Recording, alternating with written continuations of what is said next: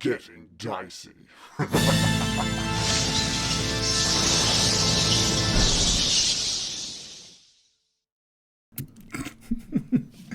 All right, okay. Let me refresh your mind a little. We'll get some random origins, just making sure I hydrate. Thank you, random. I mean, wasn't our H2O. our amazingly succinct summary? It wasn't good enough. No, that was Yeah, good. what the That was heck? pretty great. That was pretty awesome. I'm just going to get some sounds going. Pretty awesome. You can hear the viol playing. Let me just swip. I'm gonna swip it around. So you've opened up this door. You've seen this creature on his bed with a vial placed up against one of his legs. This weird crustacean claw-like appendage holding the neck of that vial, and a bow in his human hand, just gently playing across its strings. And the music comes to a stop. Does it? There we go. And he looks up at you, Baron, in the doorway and says, "How may I help you?" Oh, hello. Hi. My name's Brintel. Hey guys. Is someone in here with two heads? And he hiccups. He's like, "My name's Clovin. Why don't you come in and sit down and listen to me play?" Okay. Yeah. Thanks. Thanks very much. I'll walk in. Where should I sit? Okay, we'll walk into the room. I can give you a bit of a description of this room now. It's a very tall room. It's got a pitched roof, and in the middle of the room, a rope comes down, which is attached to a bell. It's like a little belfry that you're in at the moment. There's near the western wall, there's a wooden table, and there's a black shroud covering what looks to be a humanoid shape on this table. And your movement into the room and the music playing before does nothing to stir what is on that table. Then there's just the bed that is Clovin is sitting on. And there looks to be quite a few wine bottles scattered around the bed. And he does look to be maybe a little inebriated. Does it look like he's got any extra wine? Possibly, you'd have to ask. He stands maybe 4'7" tall. He's quite a barrel-shaped guy. His right head is fully formed and combines the features of a patchy-haired man with those of a goat, complete with stubby little horns. His left head is about half the normal size and has a soft cherubic face, partly covered with crocodile hide. He's got a crab pincer, as mentioned, and a human hand. And a bear's paw where his right foot should be. And he's wearing these robes which don't seem to be fitting him very well and have been fastened with this hempen rope. Oh, fantastic. Hey, do you mind if I bring in my skeletons? They're friendly. They like the viola. Oh, if they like the viola, they'll love what I'm up to. Excellent. Come in, guys. I'll just get my skeletons to come in, and we'll just stand pretty close to him, and listen to him playing. Yeah, he lets all of you enter, and he closes his eyes and gets back to playing. And the smaller baby head on his side just closes its eyes as he returns to playing, like it's soothed by the music he's playing. Oh, it starts to go to sleep. Yeah, it's maybe not asleep, but it's like maybe it's just enjoying the music. Is he very good at it? Yeah, he's wonderful. Okay. The music is very well played. Hearing his music, can I discern whether or not there's any magic woven into it? Yeah, give me what would be a good roll for that from Bill's? Like, you've got a performance ability you could roll, I guess, which might work for that. Yep. Give me a performance roll. Sure.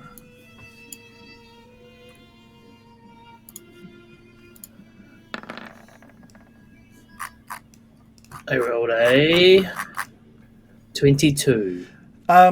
Knowing a little bit about magic and music and how it can be utilized, this music sounds very pure. It just sounds like pure music to you. There's nothing magical behind it.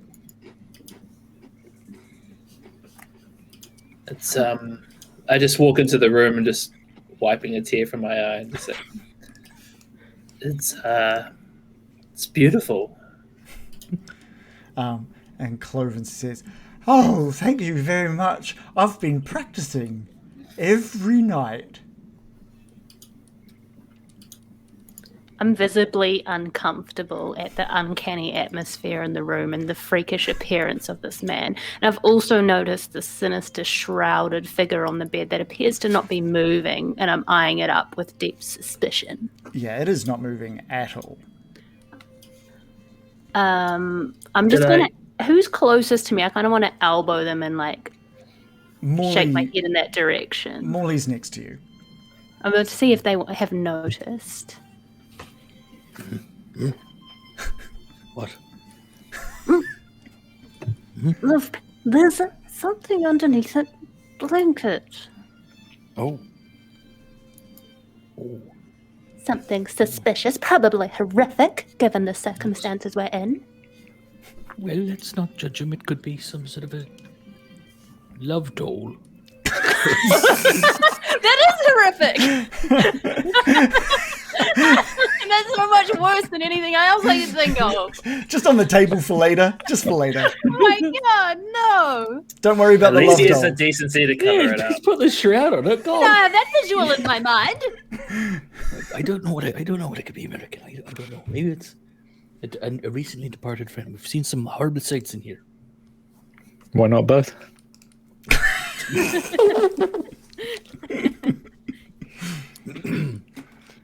Clovin. Hello, Captain Morley at your service. Hello. Hello, Morley. And how are you this fine evening? And he hiccups again. And it was quite a violent hiccup, and kicks one of the bottles on the floor, which rolls a few feet away from his bed. "Oh, I'm doing very well, Frank. I'm doing very well. I'm doing good." Okay. You know, many years ago, Clovin, I was like you. I didn't know when to stop. You know, could never just stop at one. I'm just saying, you know, think about your choices. Anyway, where were we? Sorry, you've really thrown me here. We actually came in looking for the Abbot. You haven't seen the Abbot around, have you, Clovin? "Oh, you've come in to see the Abbot. The Abbot is downstairs. He's downstairs. With Vasilka. Right. He's just helping her, training her up for Strahd." With who? Oh, okay. As you were. I'm really enjoying the music. No. What What did he just say? Training her up for Strahd? He said he was training someone for Strahd. Yeah. I missed that. What? Potential He said- bride for Strahd, perhaps? That would make sense why he's looking for the wedding dress. What was the name of this woman? The name was Vasilka. Vasilka. It's a nice name. Yeah, try and make something dirty out of that one, Shannon. I'm not the one that does it. I would never. Do you know what they're doing down there? What do you mean by training? Showing her how to be a lady. Putting books on her head and trying to walk, that kind of thing? So, not today. Today is etiquette at the table, I believe. I see. What's your role? Sorry. And she's to be wed to Strahd. Oh, we can. It's what we're all hoping for. Didn't I tell you this Abbot was up to something? Did you say you're all hoping to be wed to Strahd? And he's just slow blinks in your direction. What? No. What? So you're all hoping that Vasilka will be married to Strahd.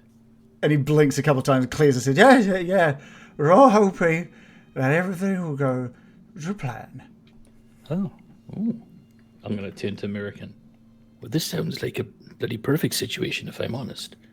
Let him have Vasilka. Perfect. Great. Let's go. Let's be on our way. Back to Barovia. Back to the mists. Job done. I mean, has Strahd requested the hand of this woman in marriage? From what I know of him, he's very set on just the one particular woman. Wait. Well, I think we're assuming that Strahd only has one wife. Oh, he's a bigamist. Well, that's what we need to find out. It could happen. Polygamist? Bigamist? What? Yeah, both. What? The Abbot clearly feels he has something to gain from providing a bride to Strahd. What is that he wishes to gain? Goatman? So you're asking him what's the specific question for Clovin? What is it that the Abbot is wishing to gain by arranging a marriage for Strahd? And he stops playing and he gets up off the bed and he's kind of swaying a little bit, looking very intoxicated. He says, "Why don't I take you down to the Abbot, and you can have a chat to him. Come on, follow me." And what's your role here, Clovin? he goes to walk and stops. He says, I play the music, I ring the bell, and then I feed the crew. Oh, how do you feed them? I take buckets of food down to the barrack, not the barracks, where we keep all of them, and locked away nice and safe, and I give them all food to see them through the night. Right. What do all the- get food? What do the crew do, Clovin? Well, not much. We try and keep them away from doing harm out there. And he points out just vaguely away. Oh. Right. We keep them in here so they're safe and everybody else can be safe. Oh, Well, that's wise. 1 out of 2 ain't bad. Right. Well, should we go and But, see? where did they come from? All the people that you keep here. So some of them are family. So and some of them. Look, the Abbot will have all your answers and more. Okay, thank you, Clovin. And he starts walking across the room. Sorry, Clovin. I just have to ask before we head downstairs. There appears to be a person-shaped thing under the towel on the desk there. And he's just looking at you, just blankly. What's up with that? Oh, don't worry. They won't bother you. They won't bother you. And he gives the rope leading to the bell just like a smack with his hand as he walks past it, heading over to the side of the room. And Baron, you can see just past him is some stairs heading down. Okay. I will follow him. Are we going to let this happen?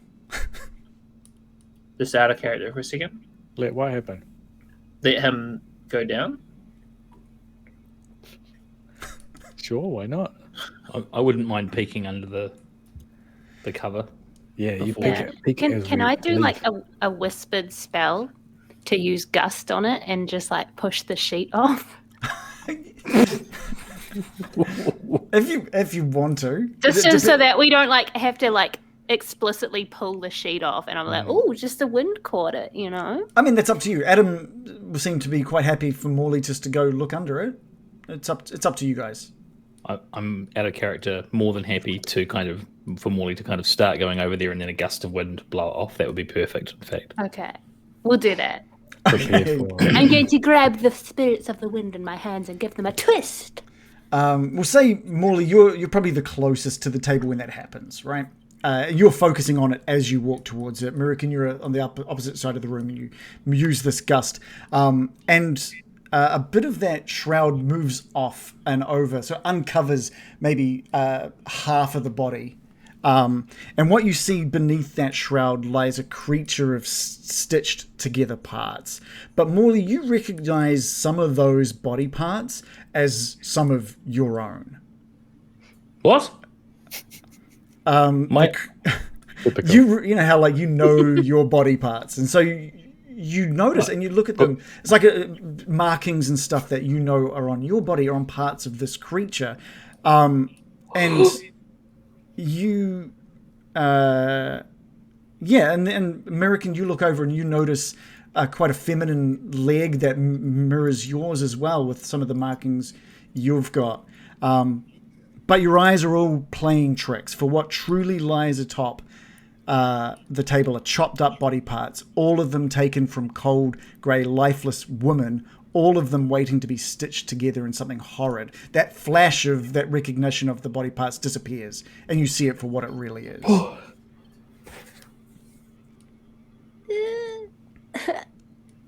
And now that you see them on the table, they're not even nicely packed in the correct shape. They're all a little misaligned, like they're waiting to be stitched together. Oh. And Clovin says, "Oh, I'm also in charge of stitching these things together." You're doing a great job. Look at that. Okay. That's right. Compliment sandwich, Brian. Compliment sandwich. Compliment sandwich, yes. And he walks over to it and just puts the shroud back over the body parts. As he's doing that, I'm just going to say I'm very interested in this sort of thing too. I've as you can see, I've had skeletons and other sort of things like that. Oh yes. And he promptly flicks the shroud back over to let you take a look at all the body parts. Fantastic! Look at this. So, what kind of thread is this? 500 weight.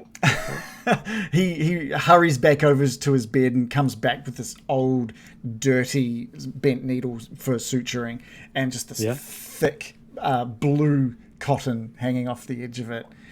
He's like, I've almost run out. I used the majority of it creating one of my masterpieces, which was to look after the people we had locked up. It was a wonderful job. Oh, okay. What does that one look like? I think we might have killed that one. I've never seen anything quite like this before. Oh, I'm sure when you see my next piece of work, you'll marvel at how amazing of a job. I noticed that this one is all from female donors.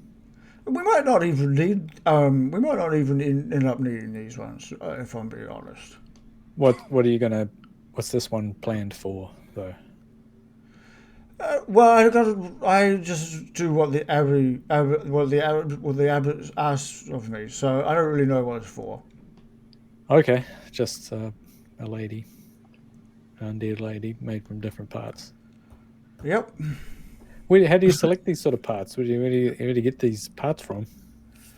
We've got a couple of fine family members who often go down into Kretsk and return with body parts for us.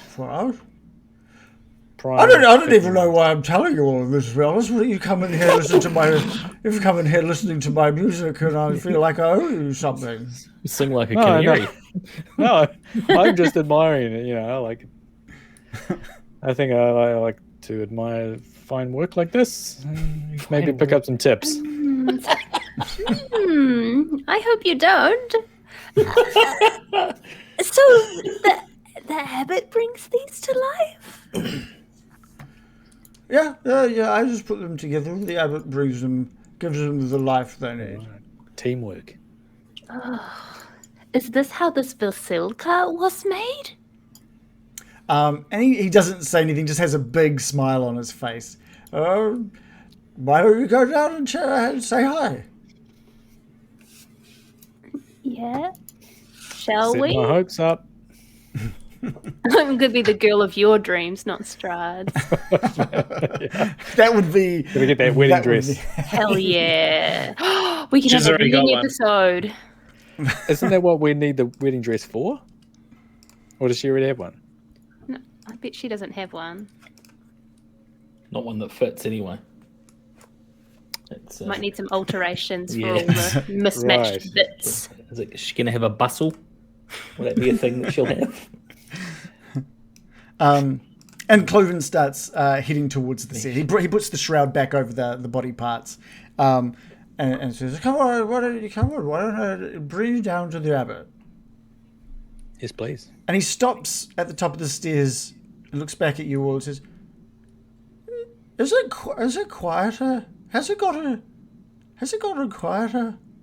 Yeah, the wind has died That down. time of night, isn't it? Yeah.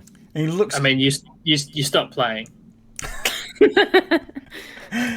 and he just puts one finger up. He's like, that's it. Thank you. And the little baby head, because there's no music playing at this point, the eyes are open again, and it looks like it's trying to say something, but all it gets out are these kind of guttural noises, and you can see that it's got this weird serpentine split tongue in its mouth.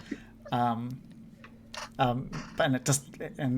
Clovin sort of rubs down one side of its cheek. It's like, it's okay, and heads downstairs.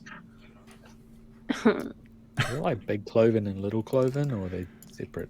They are Clovin. Okay. Yeah. Yeah. American's looking visibly ill. I really do love how twisted this has gotten for poor American. I feel like she has felt the majority of this what's been going on. Anyway, would you like me to move you all downstairs? Yeah. Yes, please. Sure. Everyone's like, oh I god, what's guess. in there? But it's going to be pretty good. I think I've put all of your tokens just outside, so let's move them in. I don't know, kind of. Oh, I guess. man. And there's like just a bunch of these skeletons making their way down the stairs as well. Are you going to bring them? Yeah, I'll bring them with me. I'll have to. Oh, you're muted, Oh yeah, Reagan. not just I think me. I think you just went really you've quiet. come back. Oh, I don't know. Yes. Okay. I don't know why. Super quiet. Yeah, really quiet. Give me one moment and we can fix that up, I'm sure. Are we bringing the skeletons in or not? Yeah, Oh, weird. they have to be within 30 feet of me. All right. That's I working. feel like nothing will shock the abbot. Yeah, look at this place. He'd be like, finally, someone who gets it. Yes. Yeah, you make your way Man of down. taste. You make your way down the stairs. Clovin at the front with Baron next to him, heading down the stairs, and Clovin sort of just calls out, "Abbot, you've got some people here to see you, Abbot." And you can see the man that you saw down at Dimitri's house, the one that raised Dimitri's son, sitting at the table with this stunningly beautiful young lady, probably early 20s. Have we got a description? I'm sure I've got a description there for you, but let's find that for you. But you've basically moved into this main hall. You've got this incredibly long table with maybe 14 places at it. Seated at it, there's a cauldron that sits on an iron rack above a fire and the hearth behind them, and above the fireplace mantle hangs a golden disc engraved with the symbol of the sun. In one corner, a wooden staircase that you've just come down. Across that hallway of where you've just come down, there are further stairs down and around a corner to a lower floor. There's wooden dishware and gold candelabras neatly arranged on the table. And sitting at the table is that young woman with beautifully soft-looking skin, and she's wearing this torn and dirty red gown. Her auburn hair is neatly bundled so as not to sit on her shoulders, and she seems lost in her own thoughts. The abbot, for now, isn't ignoring you, but he seems to be in the middle of something, and he's holding utensils. and looking over at the young girl who's also holding the utensils. And he says to her, "Okay, if you could just take a bite."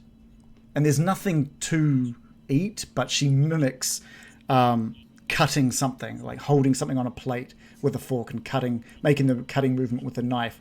She places the knife down next to the plate, moves her fork into her other hand, and mimes eating something off the fork before swapping the fork back to the other hand and placing it next to the plate on the table. You're swapping your fork? What are you, American? And the abbot says, "You're coming along so well. Well done, Vasilka. Now, if you don't mind, I have some people to discuss things with. Just wait here for me, please." And he stands up from the table. Stands on the table. Stands up from the table. Okay. And just slowly starts walking around the table. I'm surprised to see you here. What brings... Clovin, you're welcome to leave. What brings the rest of you to the Abbot? The Abbey? Baron... So chill. Baron... I'm surprised to see you.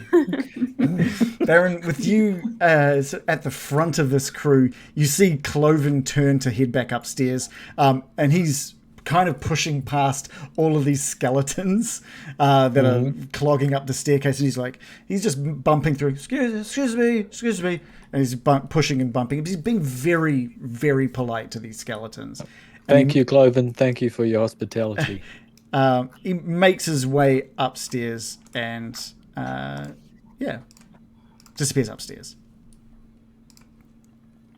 We made it. Yeah. That's a nice church. Abbey. Is it? Is that what we... I'm just compliment, 4 stars on TripAdvisor. And you can hear from upstairs the music from the viol kicking in again. Oh. And the abbot closes his eyes for a moment and just says, "Isn't he magnificent?" Oh yes. Couldn't agree more. A real maestro. Well, first of all, he says as he closes the distance between you. He's maybe 15 feet from you. He's still sort of moving towards you. He says, "First of all, I'd just like to thank you for doing something that I've never been able to bring myself to do. You've done huge things for me this day." We have. You talking about... What? And that would be... We didn't do that on purpose. But the what?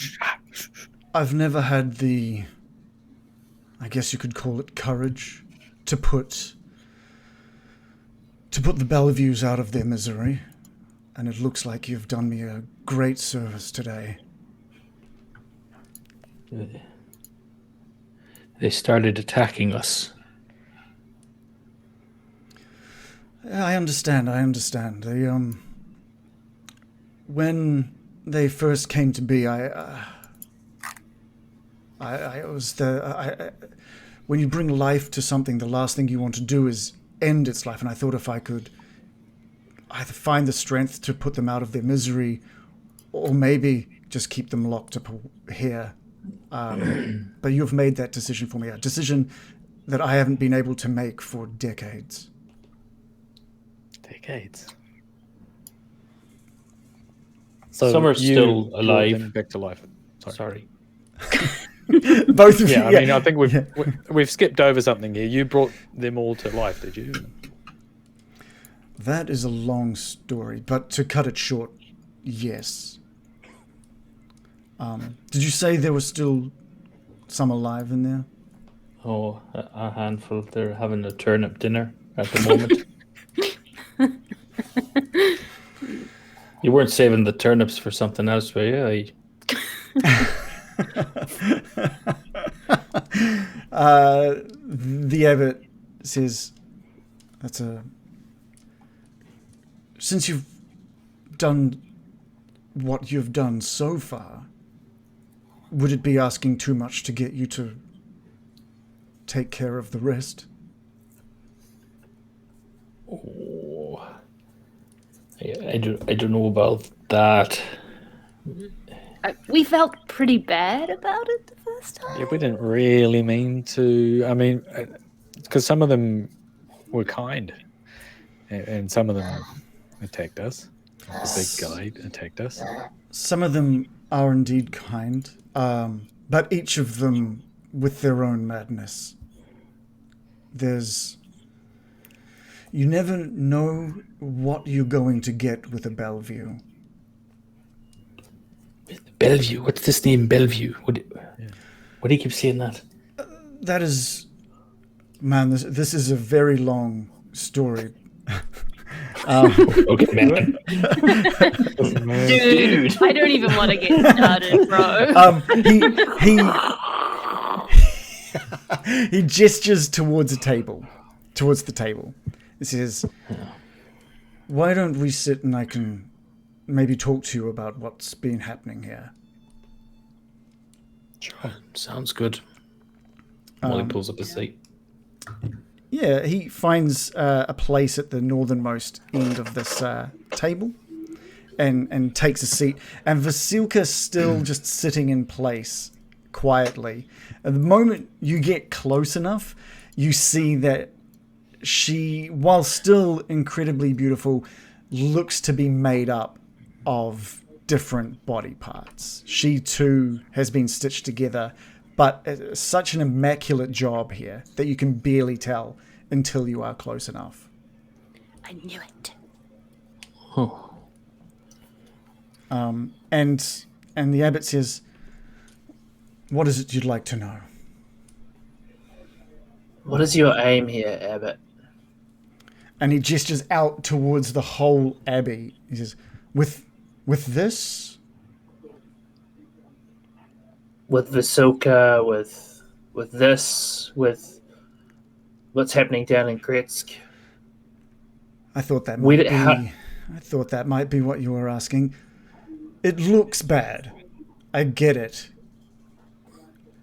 I'm trying everything I can do to rid Strahd of his curse. I figure if I can find Strahd a bride, then the curse all over Barovia can be lifted. It is something he has confided in me before, his loneliness. Do you think that he will take just any bride?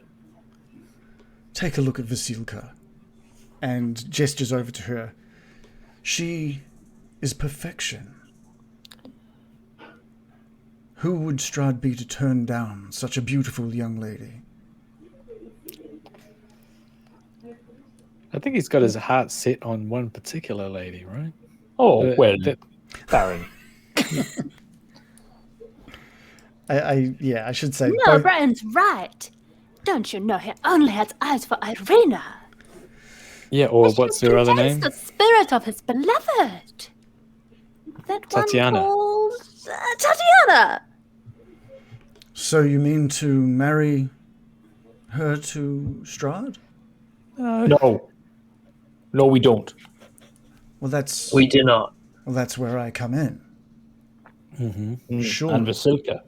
Yes. Yeah, And she's a Vasilka. good-looking woman. Not too good-looking. Irina just like gives you a little smack on the leg when you say that. She's nice girl. Looks like a nice girl. That's what I'm saying. Fitting. Well, so your plan is to take Vasilka and convince Strahd to marry her? Is that the plan?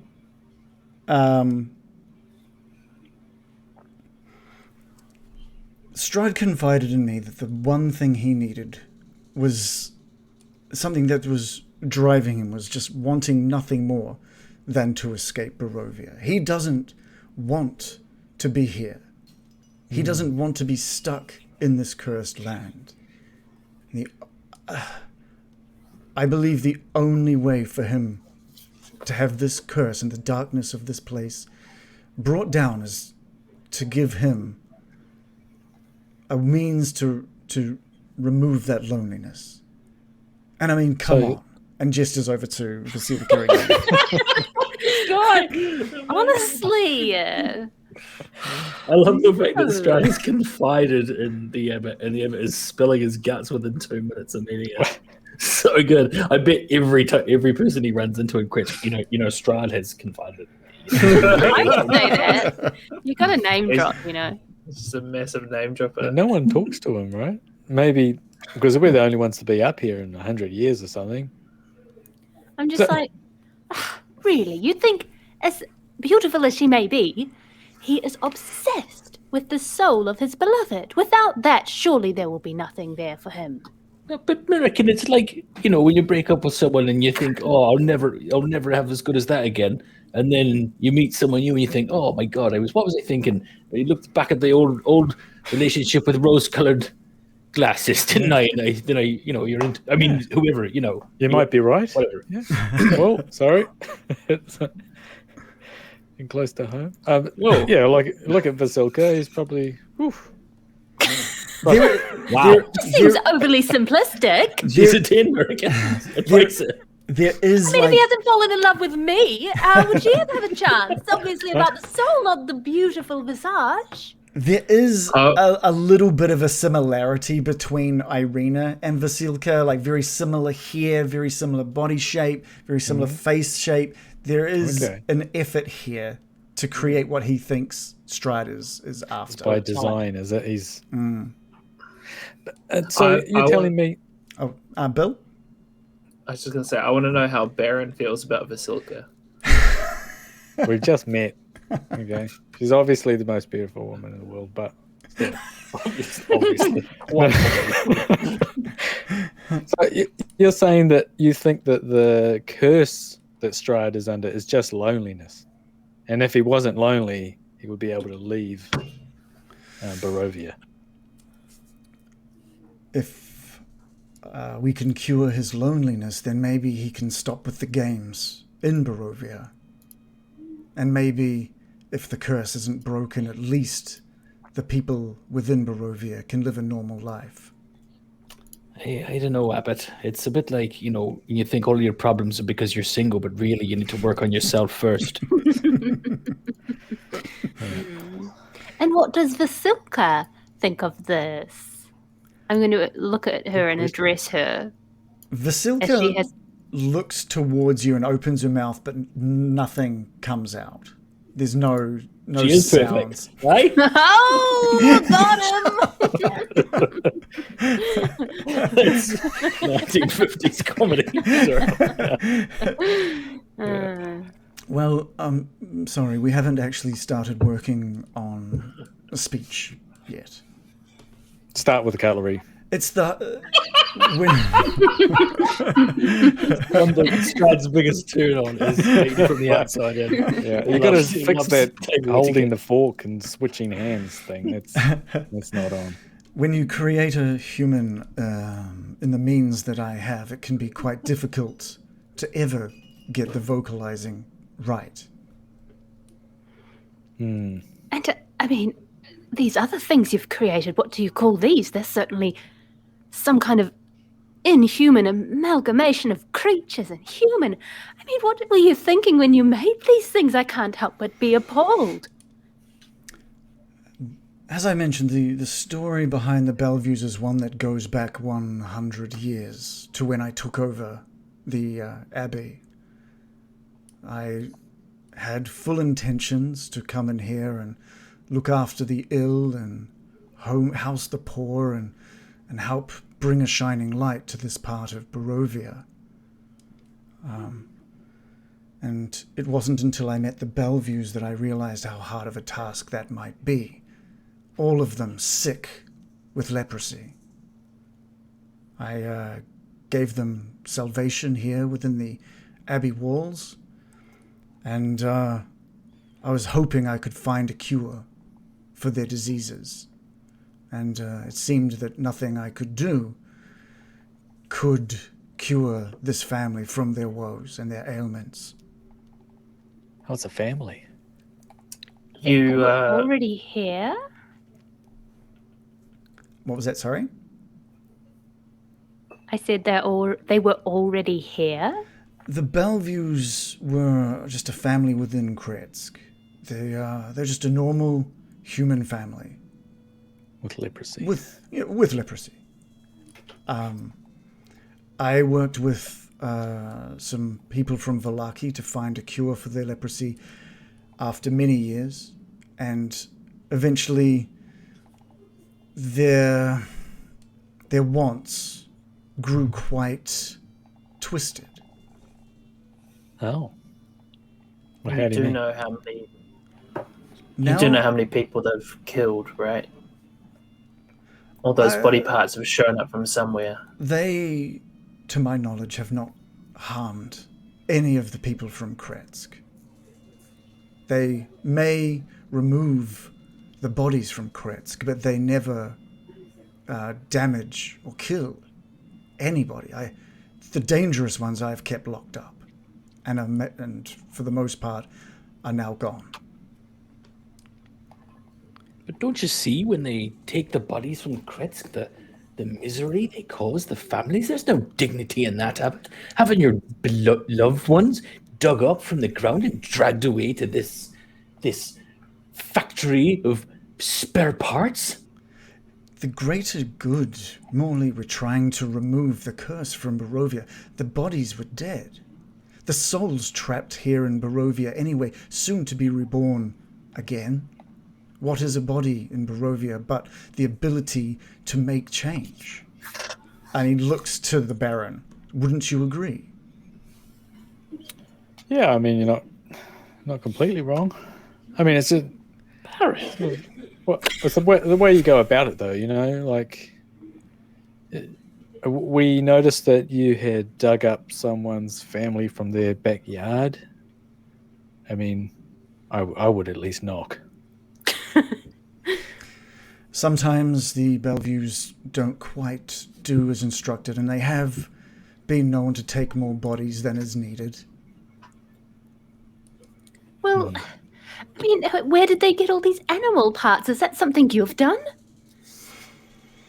The animal parts. That is partly myself, partly them, and partly Strahd. Like an animal made from different parts. When the leprosy was cured, they started looking at other defects that they had, other birth defects, and they wanted me to cure those as well.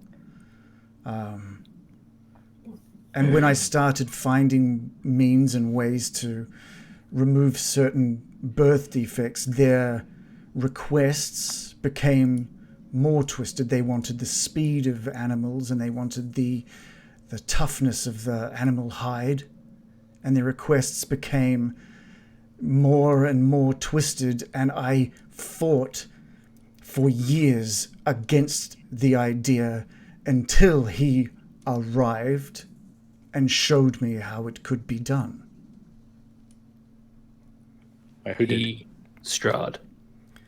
I knew him originally as Vasily, and he came in and gave me the powers to be able to make the abominations the Belleviews became. I could replace limbs with those of animals. I could replace their skin with the thickened hides of lizards and beasts.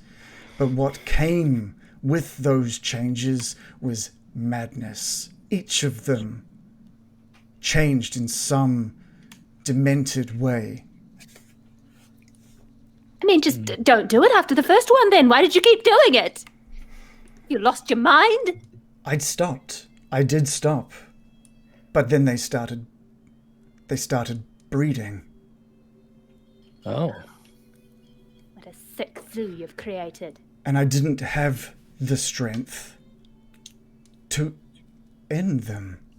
They were just I knew them too personally. They were a family that I once just wanted to help. I gotta be honest, we thought you were evil to the core, but it seems like you're in quite a bind here, a moral quandary. But I can't help but still feel sick at some of the things I've seen here. I understand, Morley. I understand completely. This has driven me half insane living here with the screaming and the yelling and the need and the want to create perfection to cure this curse. You seem very calm about it, if I'm honest.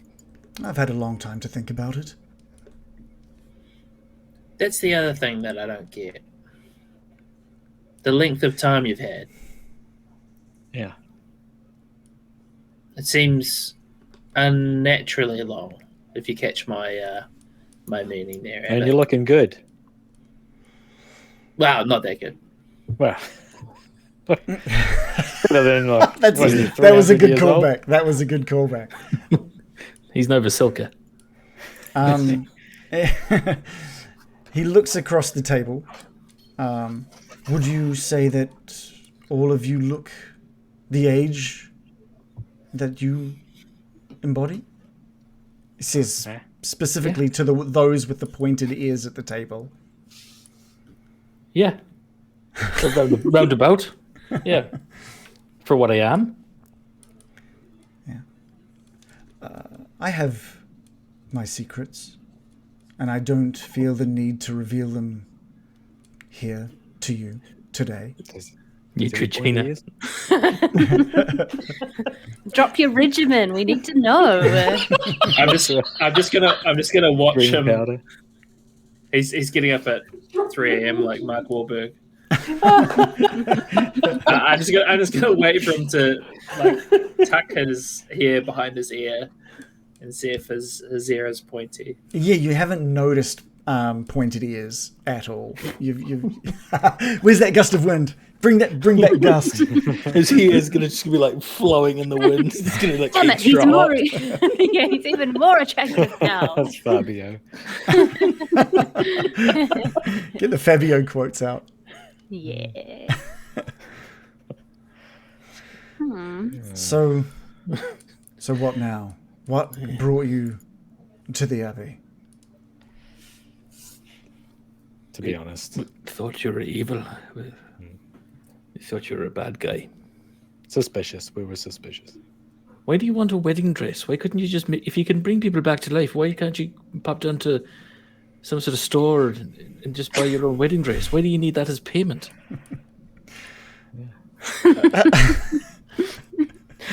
Good question. I mean, you've seen Clovin's that is a sewing very- ability.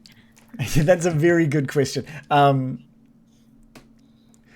I can't exactly send anyone within these walls down to Valaki. I know that there's nothing in Kretsk that I could grab, and I figured I gave Dmitri a rather big favor and asked something rather small from him. All I need is that wedding dress, and I can start the preparations.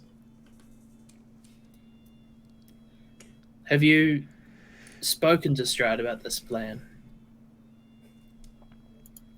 I have spoken to him about what binds him here and his need for his long-lost love, and I believe with this body, maybe, definitely, I can capture the soul of his beloved and gift this to him. He can just... There's a soul catching involved. Is You that, didn't mention that bit. you didn't. You conveniently left that out. It's not reliant on it. I'm hoping that the looks, and she is stunning, is enough. This guy's so good. I really can't emphasize enough how hot she is. Strahd's so wide open. Like Strahd's gonna get there and go, fucking hell, yes, thank you very much. How does she use a fork? Done. Let's go. No, I don't need to hear her broken. speak. This is perfect. It's like, so how was your day? And just like not responding. Oh, spin off. The Strahd and the Oh, don't be Silky like Show. that, dear.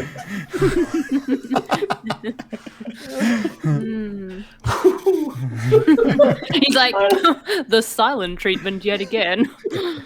It's like I'm in the dog box. I love how he keeps saying, "You've seen how beautiful." Like he genuinely can't understand how we're not like, no further questions. She is hot. You're right. Honestly, his plan is better than anything we've come up with yet, and I respect that. Fair enough. Strahd. Honestly, maybe it's not so crazy.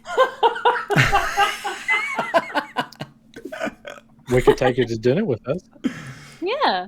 That is a Set brilliant. them up. She can, yes, she can stand in for Irina because we obviously wouldn't be taking Irina to Castle No. Ravenloft. No. So we'll maybe he's a Hindu. Maybe he's into sort of the arranged marriage kind of thing. Maybe that's he's like, oh, I've been waiting for this. Brilliant, thank you. It's a wide shot, but it could be. It's fucking wide. I think you'll notice she's pretty hot. That's what you're It's not- into. We could Exclusively. potentially like throw our voices to make it look like she's speaking. Yeah. Oh God, you're looking so handsome. Yeah. Now, you did mention that you did a big favor for Dimitri. You brought his son back to life. You were there, weren't you? Yeah, that was amazing. How'd you pull that one off? And he looks over to your skeletons. Yeah. What do you mean, how did I pull this off?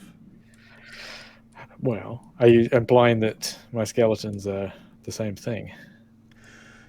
They're of a similar thing, but no, Yeah, not the similar, same. but not the same. No. Yeah, I can't do that. What was that? Dimitri's son is alive. He's back to his normal self now, Yeah, mostly. mostly. This guy. There's there's something implied there, but so he's not. When you bring someone back, just like the Belleviews, it doesn't always go 100%. Does it ever go 100%? Look, I haven't done it much. What's your record? Yes, has it ever gone 100%? This is sick. Playing with the emotions of best this is- family like this. Life and death is not a game. I'm 5 and 2. Best is okay? 93%. If there's any change to Dimitri's son, it'll be minor. It is the same as having his son back. It's not the same. What's wrong? What's the difference then? Just explain it. It can be as minor as a small attitude change, or What's your problem with a teenager? and he's at the age where it could be hidden within any normal growth, so it's fine. It's not fine. That's amazing. It's more fine than him being dead and the Kreskov name meeting an end, is it not? Is he undead technically? No, he is very much alive. Can he carry on the bloodline? He can absolutely risk-free carry on the bloodline. What? What do you mean by risk-free? Don't know STD. Oh, that's the change that might occur. You came back with Immune. Maybe I didn't need to add risk-free. I felt I had to add risk-free. no. I felt that I had to add that. That is great. I love him. New Don't favorite worry. character. Not shooting blanks. I guarantee. Get us brewing some world class juice. I will say on this point, I do agree with the Abbot. It is much better for his son to be back with his parents. He won't Than be. it is. He won't be creating any Belleviews of his own, if that makes sense. American just like pale and pained at this discussion. Yeah, the Abbot has noticed your discomfort in this conversation. This is me knowing a little bit about American, me the DM, not me the Abbot, knowing a bit about American's story. And the abbot notices a little bit of discomfort on your face throughout this entire conversation about the idea of bringing something back to life. And the abbot turns to you, Merrick, and says, "You weren't looking very pleased with me last night when I returned Dimitri's son to him. Is there something you need to say?" She just kind of freezes up. And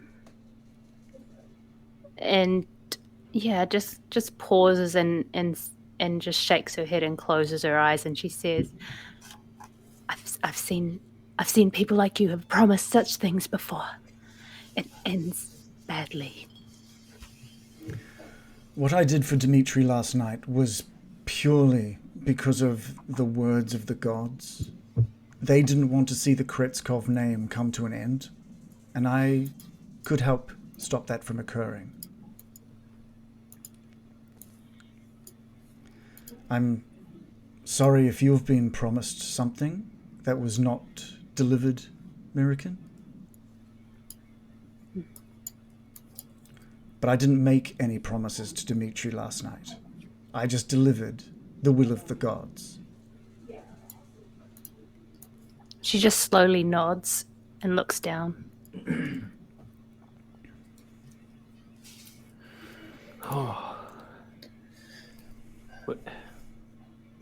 Well, what now then? I was about to ask the same thing. Where to from here? If you would be so obliging, I would like you to take care of the rest of the Bellevues. I need to hear one thing from you before we do such a thing. I need to know that you're deeply sorry from the bottom of your heart for creating these monstrosities, that you regret playing with life and death like this in such a callous, unthinking way, that it pains you to the very bottom of your soul that you let this occur. Give me an insight roll. Okay, I can do that. Ooh, I've rolled a 13 plus 4. He looks at you, American, and says, American, what has happened in this abbey has been horrific. It has disturbed me to my very soul. And over 100 years, many of those doing things against my will, I wish more than anything that I could take some of that back. And you can see straight up that it's not that he's lying, but there's a bit of pride that he's been able to do the things that should be undoable. Okay. So he's not truly filled with remorse. It's tinged with pride. You get from it that maybe he wishes that the Bellevues had all come through it without any kind of madness, that it had actually just all worked flawlessly. But he doesn't seem to regret his actions of trying to change and create these creatures. It's a power that he found from this man once known as Vasily. So he seems to still have like an arrogance of power to him. Right. So I'm trying to be measured to it, because I'm like, I can't just be like, no, you're definitely evil because you play with the undead, and then like Baron Byram's just sitting there like chilling out being my friend. Yeah. Well, they're not undead though. They're living. These things are not the undead. Well, they're not the undead, but there's playing with life. There's a bit of thematic overlap. Yeah. We say. I understand. They're more unnatural than undead. Sure. I'm going to respond icily. I see the pride in your eyes. You can't fool me. So that's a no. Why do we have to do your dirty work? You're powerful enough to do it yourself. Why don't you just man up? I've been trying to find that strength for many years, and you've come in here and done in a blink of an eye what I couldn't do.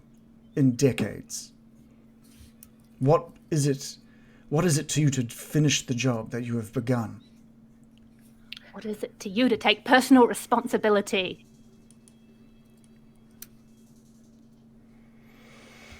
Very well. I can keep the status quo. I can continue as is. And continue searching for that strength, for that penance for my actions. And should I find it, I shall put them out of their misery. He won't change. What do the rest of you say to this? Just find it. Just find this courage you seek. Just do This it. is your responsibility. And Not you'd have me kill Clovin. You've met Clovin. You'd have me take. Oh, care not of him. It's not him. He's chill. Leave him. He's a Bellevue. Where do you draw the line? You didn't draw the Hey, line when you Clovin. went into the.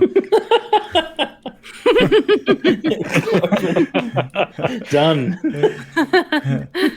Where was the line that was drawn with those that were slaughtered earlier?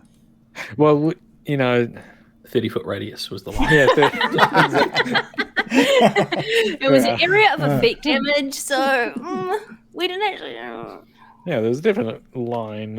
Circle, but More of a circle, yeah. I think this is something you're just going to have to live with. I mean, you participated in it, you created it. I don't think it's fair. I think you're going to have to start doing a better job of looking after them than you're doing, though. I mean, this is inhumane. That's what the laughter was as well, inhumane laughter. that you've been Inhumane hearing. laughter. Yeah. Can we do a collective persuasion rule because we're trying to guilt trip him into taking responsibility? You can try. You can, yeah. Give us 4 rolls. Everyone give me a persuasion roll as you are all pushing. Okay. I feel like he's not going to budge, but it's worth a try. I rolled 15 minus 1. I rolled 19 plus 5. I rolled a 3 plus 11. It's 11. I've got a +5 on persuasion. I thought that was a lot. 19 plus 5. Okay. If I rolled like- decently at all. I like how I rolled a 15 and you rolled a 3 and we both ended up with the same score. It's kind of my thing. Yeah, There's some it good is. rolls, though. I think this Well- guy's getting up from the table, marching it straight down, and going on a stabbing spree. No, I Hell want yeah. to persuade him to look after them better, not to kill them. Oh, I shit, want to I was persuade persuading him him to kill. to kill him. Okay. Yeah. So, but each of you is stating your case. Some of you suggesting to look after them. Some of you suggesting to murder and finish what has begun here on this day at the Abbey. Which is it? Do I look after them and allow them to continue living within these, within these walls? Good manners, though. Good manners. Excuse me. Pardon me.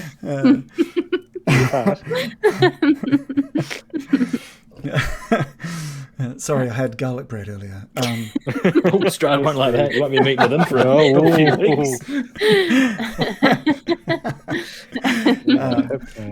Do I leave Silky, them? didn't they? Do I leave them to their own devices within these walls and allow the same things to occur again? Do I let them? Do I remove their freedom of choice and stop them from being able to do what they want? Do I slaughter them and remove the Bellevues from this world completely? What? Leaving none but myself and Vasilka here? I say they are too dangerous to exist. The ones that have been locked up, there are padlocks on the sheds of the most dangerous. There was It's great no lie. security keeping the semi-dangerous within their walls, and their non-threatening ones have been left to guard duty or recovery or feeding duties. Abbot, how dangerous was the one that you had kept on a bollard outside She was just mental. with the Okay.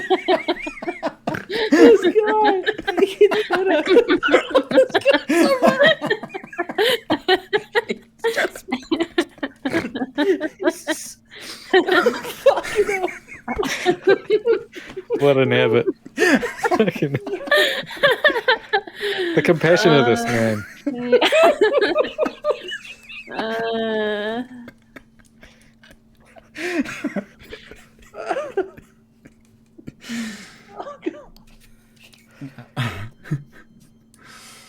Okay. Hey, I think, Abbott, from my point of view, I think you've got the right plan. You're doing, it's basically treating it like many societies. Some people need to be institutionalized for their own good. But the problem is that they're not being looked after. They've got dirty troughs out there. They're being mistreated. They're stuffed into a room where they can barely fit.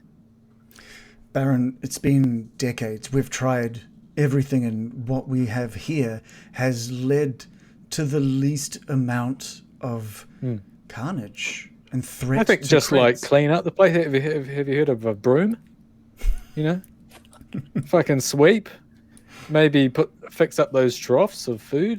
They got holes in them. They got dirty old food. It's just not nice. No, I'm done bargaining with this guy, honestly. Ooh, okay. I'm done with the rehabilitation aspect and him avoiding he's just trying to avoid responsibility and he's just prideful and abusive and he's trying to get us to do his dirty work and I don't appreciate that. Yep. And and so we did a persuasion rule, but then it was like, what are you actually asking? Because I think most of us are saying, well, why don't you kill them if you want to so bad? But Baron Byram's the only one that's kind of like, oh, let's rehabilitate them, right? I think it's really only one of you at this point that is worried about the rehabilitation, if that's correct. Bill, I think you're all down for just getting rid of these creatures. Same with Morley, same with American.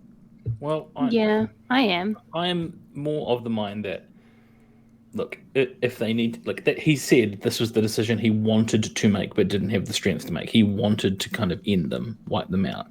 And if that is his decision, then he should be the one to do it. That's where I'm coming from. Not, oh yeah, murder, murder, murder. Yeah, that's what I'm trying to say as well, but he's clearly not having a bar of it. My perspective is basically the choices are give them no life or end their life.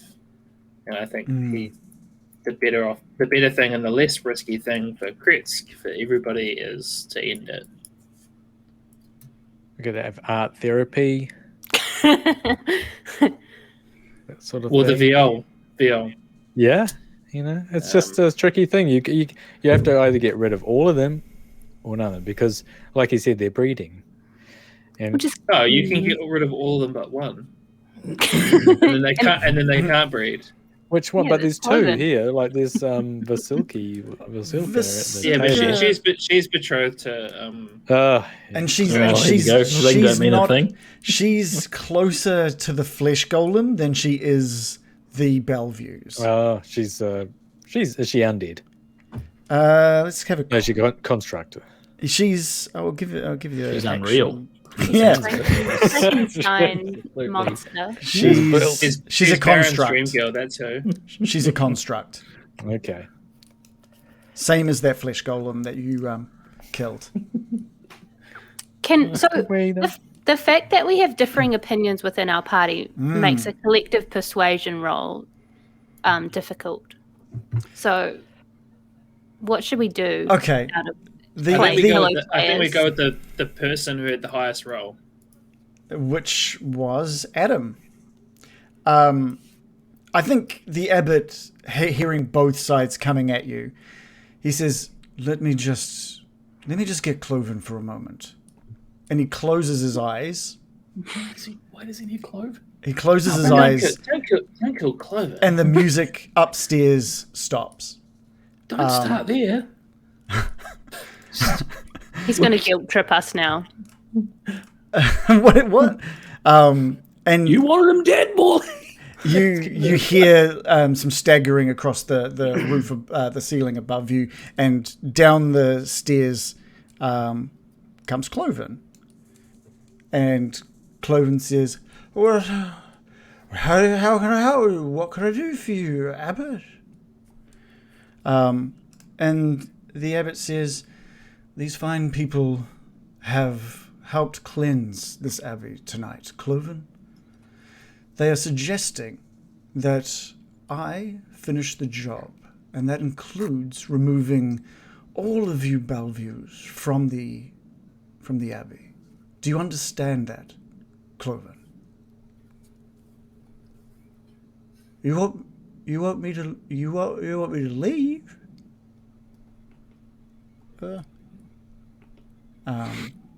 And the Abbot says, "No. They want me to take care of all of you, remove you from life." And we'll take our 5-minute break there. That's what a shit cunt. I specifically said not Clovin. That's the line. Just get rid of the mean ones. God, this guy, wow, credit to you, Reagan. That was some fantastic roleplay. I almost immediately was under this guy's charm. This guy's a great guy. I love this guy. It totally makes sense. I'm so sorry for coming up here. I'll pop out the back. I'll murder the rest of them. We'll be on our way. Good luck with the whole Strahd. Like I said, like 2 weeks ago, I thought you would come into the courtyard, have a look around in the courtyard, and for just some reason, and I guess it's because I know where everything is, I was like, they'll go straight into the main hall and they'll have a chat with the Abbot. And you guys did literally everything else and came into here for the last room after everything has been done. So the conversation that you guys have had has been so different to what I originally thought it was going to be, which is great. I love that. I love that about this game. I'll just give a quick thank you to, we've had Christophery, we've had Nuka Quinn, and we've had Jungle Juice giving us a follow. Thank you so much for the follow, guys. Hope you've enjoyed what we've been doing so far. We're just taking our usual 5-minute break, which is normally about 15 minutes.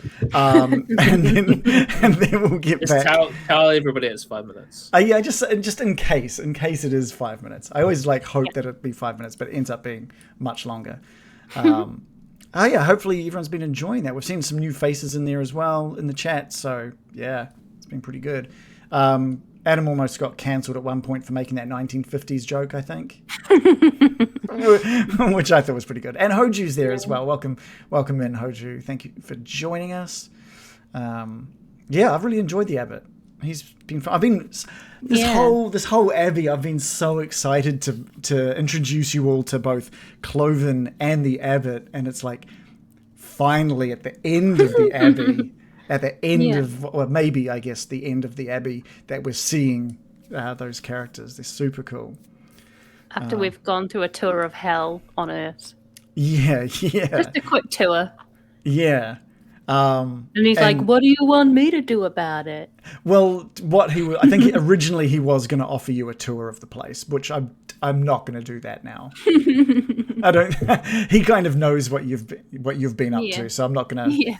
But I thought that would be quite funny if you hadn't mentioned any of the deaths and he didn't know about them. Him being like, "Can I show you around?" Yeah.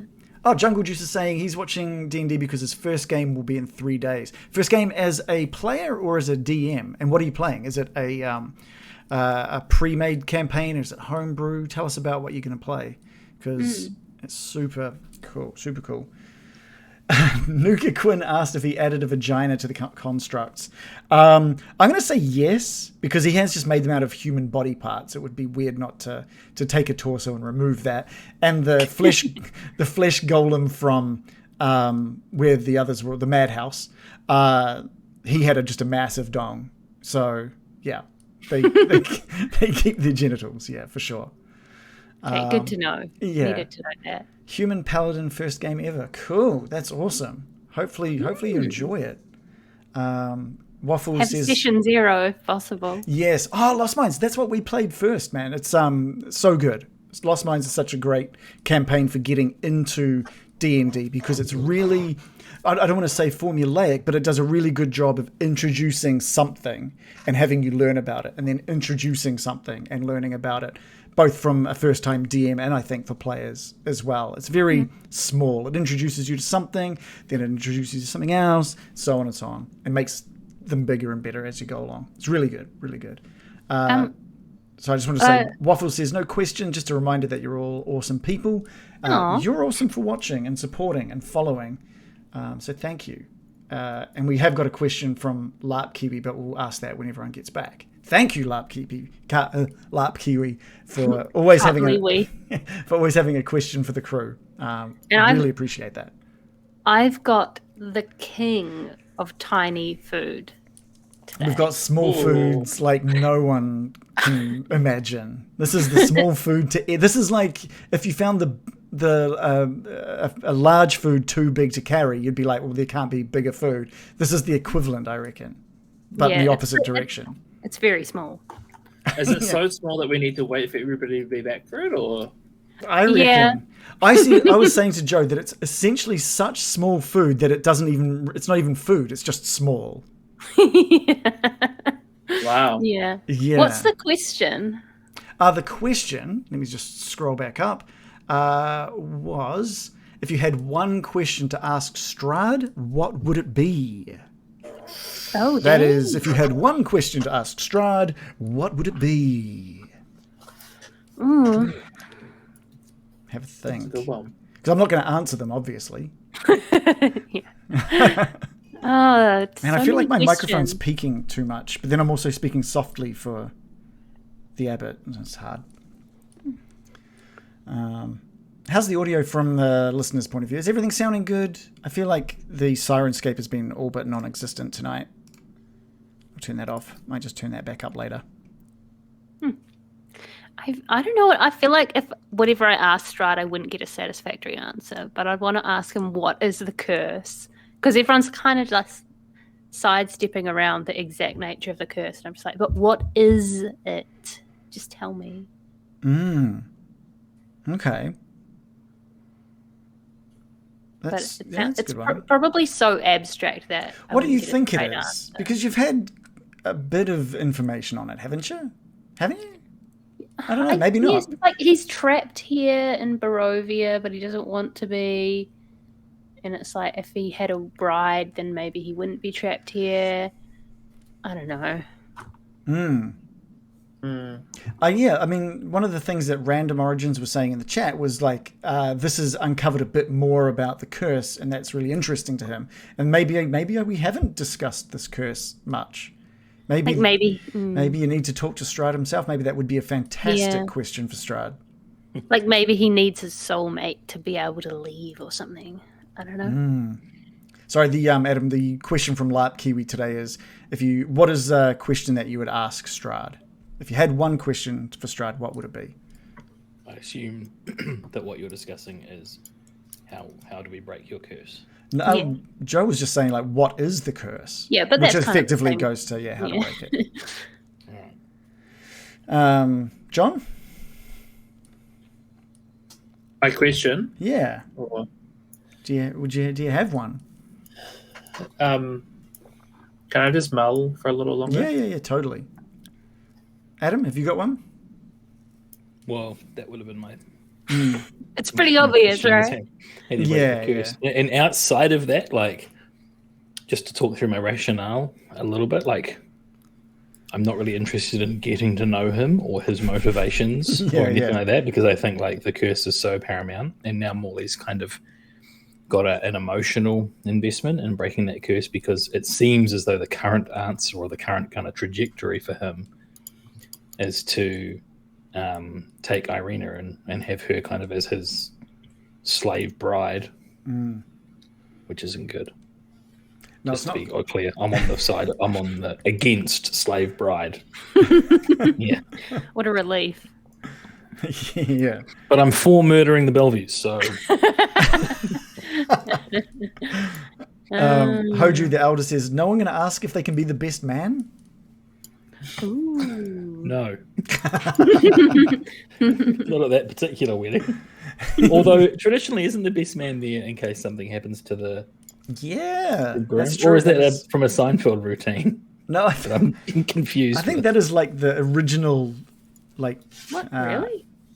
idea behind the best man. I think. So you're just supposed to marry the next person? Because this is like from times where it was chosen for you, right? This was from well before you got to choose. Here's a backup in case. It was a shortening, actually. It was originally the next best man. And then they dropped the next.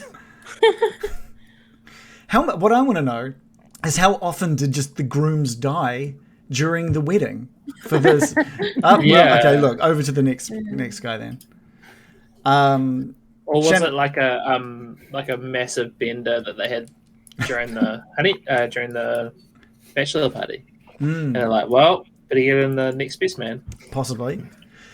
Shannon, the question is from the chat today from Lap Kiwi is, if you had one question for Strahd, what would it be? Oh, that's a tricky one.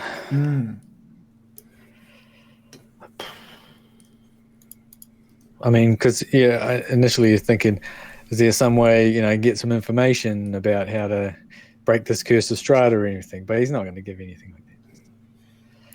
I would just say, it's definitely something to think about, since theoretically you've still got a dinner invitation from him, and you got to talk about something over dinner.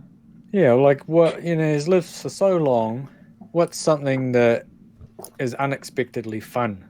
That is great. That is great. Something I guess that he still had time to entertains try him. everything, right? Yeah. Just water skiing over the lakes near Vallaki. Well, if that was it, that'd be cool, wouldn't it? Maybe he could take us water skiing and go on vacation with him. Yeah, because I bet he gets some ravens to pull him, has a bunch of strings out the front, and they pull him along. Just a thought. Oh, yes. That would be sick, right? Yeah. That technically be called something else like parasailing. Ravens. I don't know. Yeah. That was a hard question, Lap Kiwi. It's a hard one. Can he control any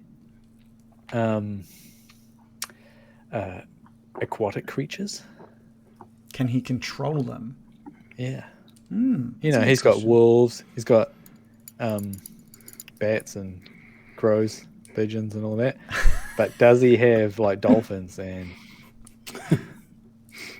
porpoises? Now, so what are you guys with the werewolves? Right? Was he controlling them, or was he just in a management way? I think. But also, he has wolves under his. Yeah, normal wolves. Normal wolves, I think. I don't know. Yeah, doesn't he? No, I don't think he can control porpoises. I think that's only Aquaman. Okay, Right. Aqua Strahd. Haven't we heard that he can't handle running water? Yeah, I'm trying to remember how or where you heard of think- that. Someone said. I've been I think writing the down- Vistani said that. Who did? Maybe the Vistani. I think someone has definitely said that at some point. I can't remember I've if got it a was list in. of all the things we figured out about I can't vampires. remember if that was in. You know how at one point I gave you all the information that your specific character has learned over time. I can't remember if it was in that or if it was from someone. I don't remember now. I've been pumping people for vampire information all the time as well. Okay, yeah. So I think, water skiing will probably be low on his list if that fucks him up. Well, I don't know. If it's just a lake, that's still water, isn't it? It's not flowing. I don't know. It's still moving. Yeah, it's running You're water. thinking It's about when not he goes like for a a shower afterwards. puddle. Does he just stink? Does he just he's never had a shower? Yeah. How does he deal with his own stink? That's a great question. I don't think he sweats. Yeah, like the ice Fonz. man. Yeah. Yeah, I assume the dead don't sweat, right? Don't they? They exude. Yeah. They excrete something, I'm sure. Do they? Do Sure. you excrete? Do you excrete? A lot of good questions are coming up. Do you follow Mrs. Gren? What was that one? Do you follow Mrs. Gren? You know the I remember acronym for Mrs. like Green. Oh, all the conditions for a biological life form. Yeah. Excretion is one of them. Oh, right. Okay.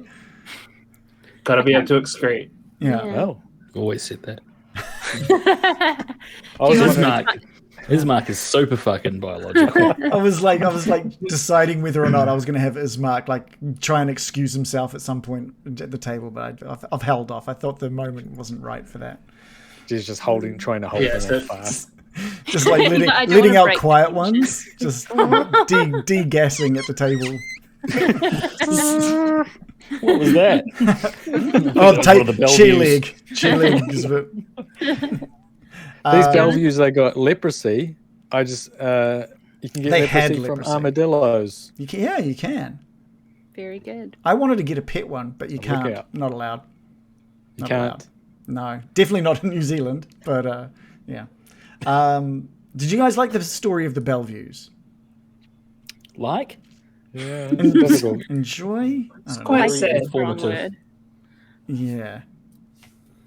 Okay. No. All right. No, we're very stressed about it. Yeah. And what's going to happen now? You let the mental one off as well.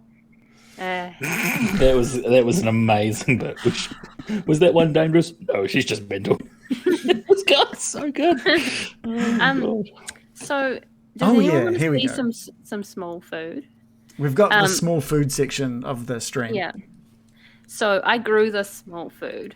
You wouldn't find a food this small in a supermarket. Can you, before showing it, what is it? I want you to all imagine a beautiful crisp radish in your mind. Yeah? Got You it. ready? Okay, here's the radish I grew. Wait, down a little bit. Down a little bit. Where is it? That's my radish that I grew. That's good. I'm a very good gardener. It's like a drip. I've been watching it for weeks. Do you keep pulling it out of the ground and putting it back in? Is that what you mean? 'Cause that might be what's going It wrong. was kind of like half growing out of the ground. Like just a spindly little root was all that was keeping it in place. And I'm like, Yeah. it's time to harvest. You know the worst part about that is that the leaves are like, yeah, you fucking radish, you suck. We're fucking massive and Yeah. Yeah. fully grown, and you're just a shit cunt. Yeah. Yeah. That can't fucking radish. Joe, the question is how tasty is it? Is it good? I don't even know. I don't even know. You've if only got one chance. to find out. Or are you going to stick Eat it? that small food. So, are you going to eat it? Okay, not put it back. Okay. Put it back in the ground. Is that what you're thinking? delicious. Was it? Really does it could like? taste it. It tastes like a radish, so Oh, hey, you know, that works. So it is a small radish. it, A little I could spicy? barely even chew it because it's so small. You full? You couldn't eat another bite. Delicious. Couldn't eat another bite because there is none. Yeah. All right, should we get back into the Abbey? Love to. Love to. Great small food though. Thank you. That is amazing. Let's put in some sounds of the main hall, which I kind of had on before. This is rough. We'll turn off Clovin playing the viol. Just turn that one off. Just his tears falling instead. I think we both got 24, by the way, but I'm willing to.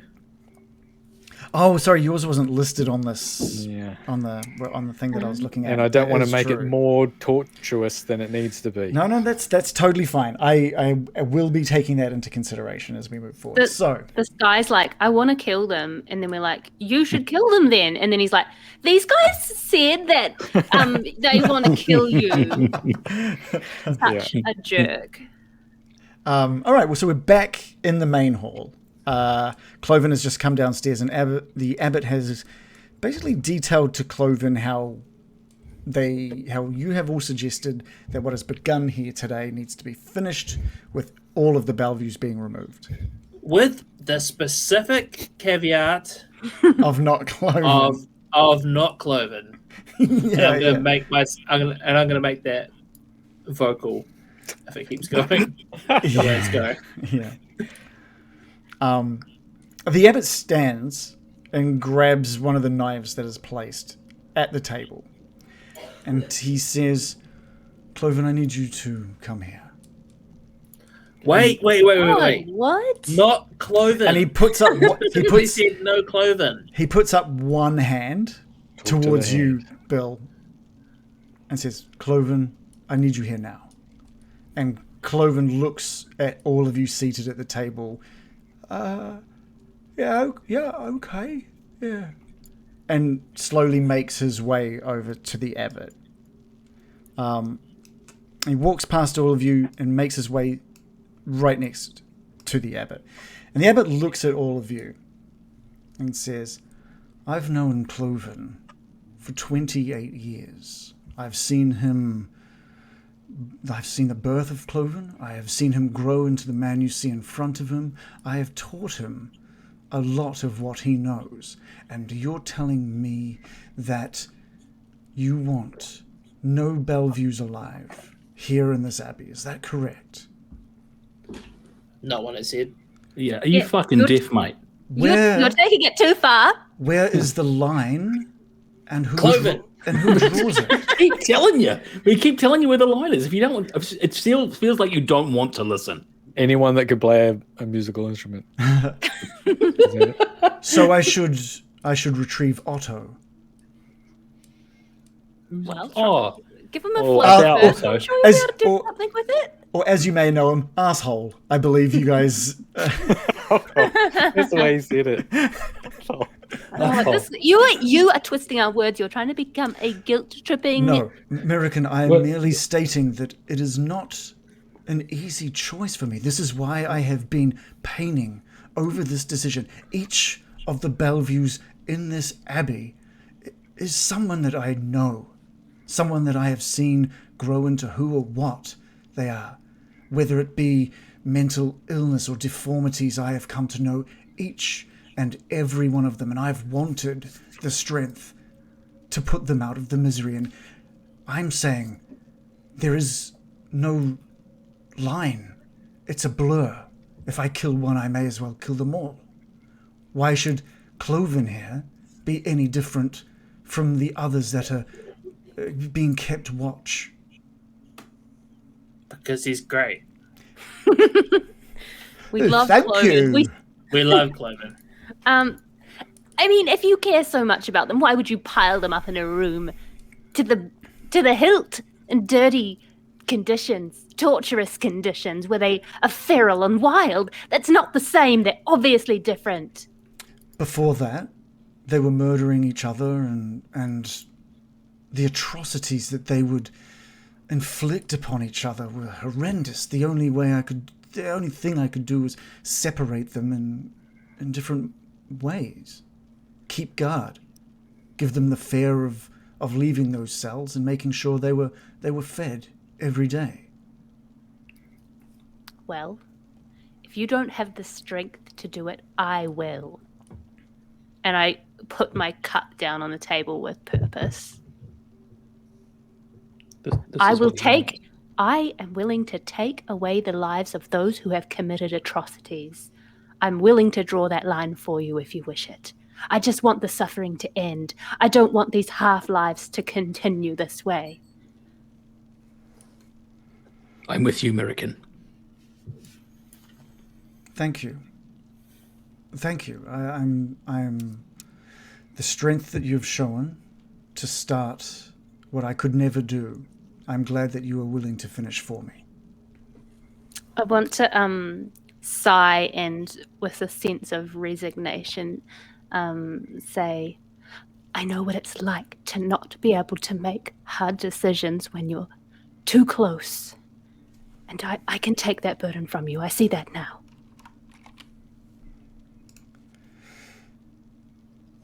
Wait, Yeah? we do this for you, Abbot. Then you are in our debt. You owe us. You owe us big time. We'll get you your wedding dress. But what will you do for us? What would you need from me? Well, and I'm gonna take in my friend's expressions for a moment. We have a different way that we might want to rid Strahd of his curse. And we want to know if you have explored other options. You mean to kill Strahd? I mean to rid Strahd of this land once and for all, and all lands. That's right. Molly, I'm not even sure that can be done. Well, Morley's going to lean across the table and kind of... How close is he? Oh, he's not. This will be lame if I try and reach across 4 people. Slide down the table. like a pig with an apple in its mouth. Okay, forget that. Do a flip. Over the table. Parkour across the table. Yeah. You better be damn willing to try. Molly, I have a lot more strength than I am showing in front of you right now. I may not have the mental strength to be able to take care of the issues here at the Abbey, but I'm wondering whether I have the physical strength or even the magical capabilities to rid this place of Strahd. His power. I'm willing to do what you may be asking. I'm just not sure how I could help. You And won't be alone. he sort of thinks about it for a little bit. Maybe there's something I can offer. Maybe there's something I can do for you. Let me just think it over. Yeah. We still have to ask him about what he was talking about, that soul transfer, because that was a bit freaking me out. Oh, that's right. American, that's not something I'm actively doing. I am not one to kill or do harm to those living. I should, wherever his loved one's soul be, whenever the body it is in passes, I just hope that her soul finds this vessel I have created for Strahd. Can you do that from a distance? Take someone's soul away and then put it into another body? It's not something I have the ability to do. Well, how are you going to do it? It's not something I was planning on doing. I was hoping for fates to guide the soul to this vessel. Oh. Here, Bit of a stretch, isn't it? here in Barovia, those that are trapped here, the souls, they find themselves in new bodies. Usually those of usually newborns waiting for souls. But I have created a body without a soul in the hopes that I could catch hers. Hope that she gets killed. We're kind of trying to stop her from passing away, so that's awkward. I mean, he doesn't know. He doesn't know where the soul is or who has the soul at the moment. Know that the soul is sitting right at this very table with him. Awkward. Does he? Man, I'm trying really hard to find this note that I have, which is something that he can do to help you guys out. He can make us... I want him to make us a vat of holy water. And we just carry around massive jugs of holy water and pour it all over Strahd. He's got a really badass thing that hose. he's willing to help you guys out with, and I'm just trying to find it now. There's like so many different notes for all of the different pieces. The American, could we create a hose, like a powered pump action hose or something that could fire holy water 50, 100 feet? Mm-hmm. For sure. I can use my control water spell. Oh. And just like splash holy water wherever I want. You could make it become a stream and like move around, hit him, Super soaker. encircle him, and super soak him. Make it rain. Yeah. Yes, could we make the clouds themselves holy? That sounds like a bit of an ask, even for an abbot. What you're asking is not something I am able to do. What I can offer is my services. Should you need anything raised from the dead, I am willing to help out. Maybe 2 or 3 times. Maybe. Look, it does take its toll on me. But if you need my services, I can be there to So if raise. someone dies, I can bring you back. Mostly. free life times 3. Yeah. That could be handy. Explain mostly. Sort of the whole thing with Dimitri's son. You never can quite tell if you're bringing them back 100%. He's not going to elaborate any more than that.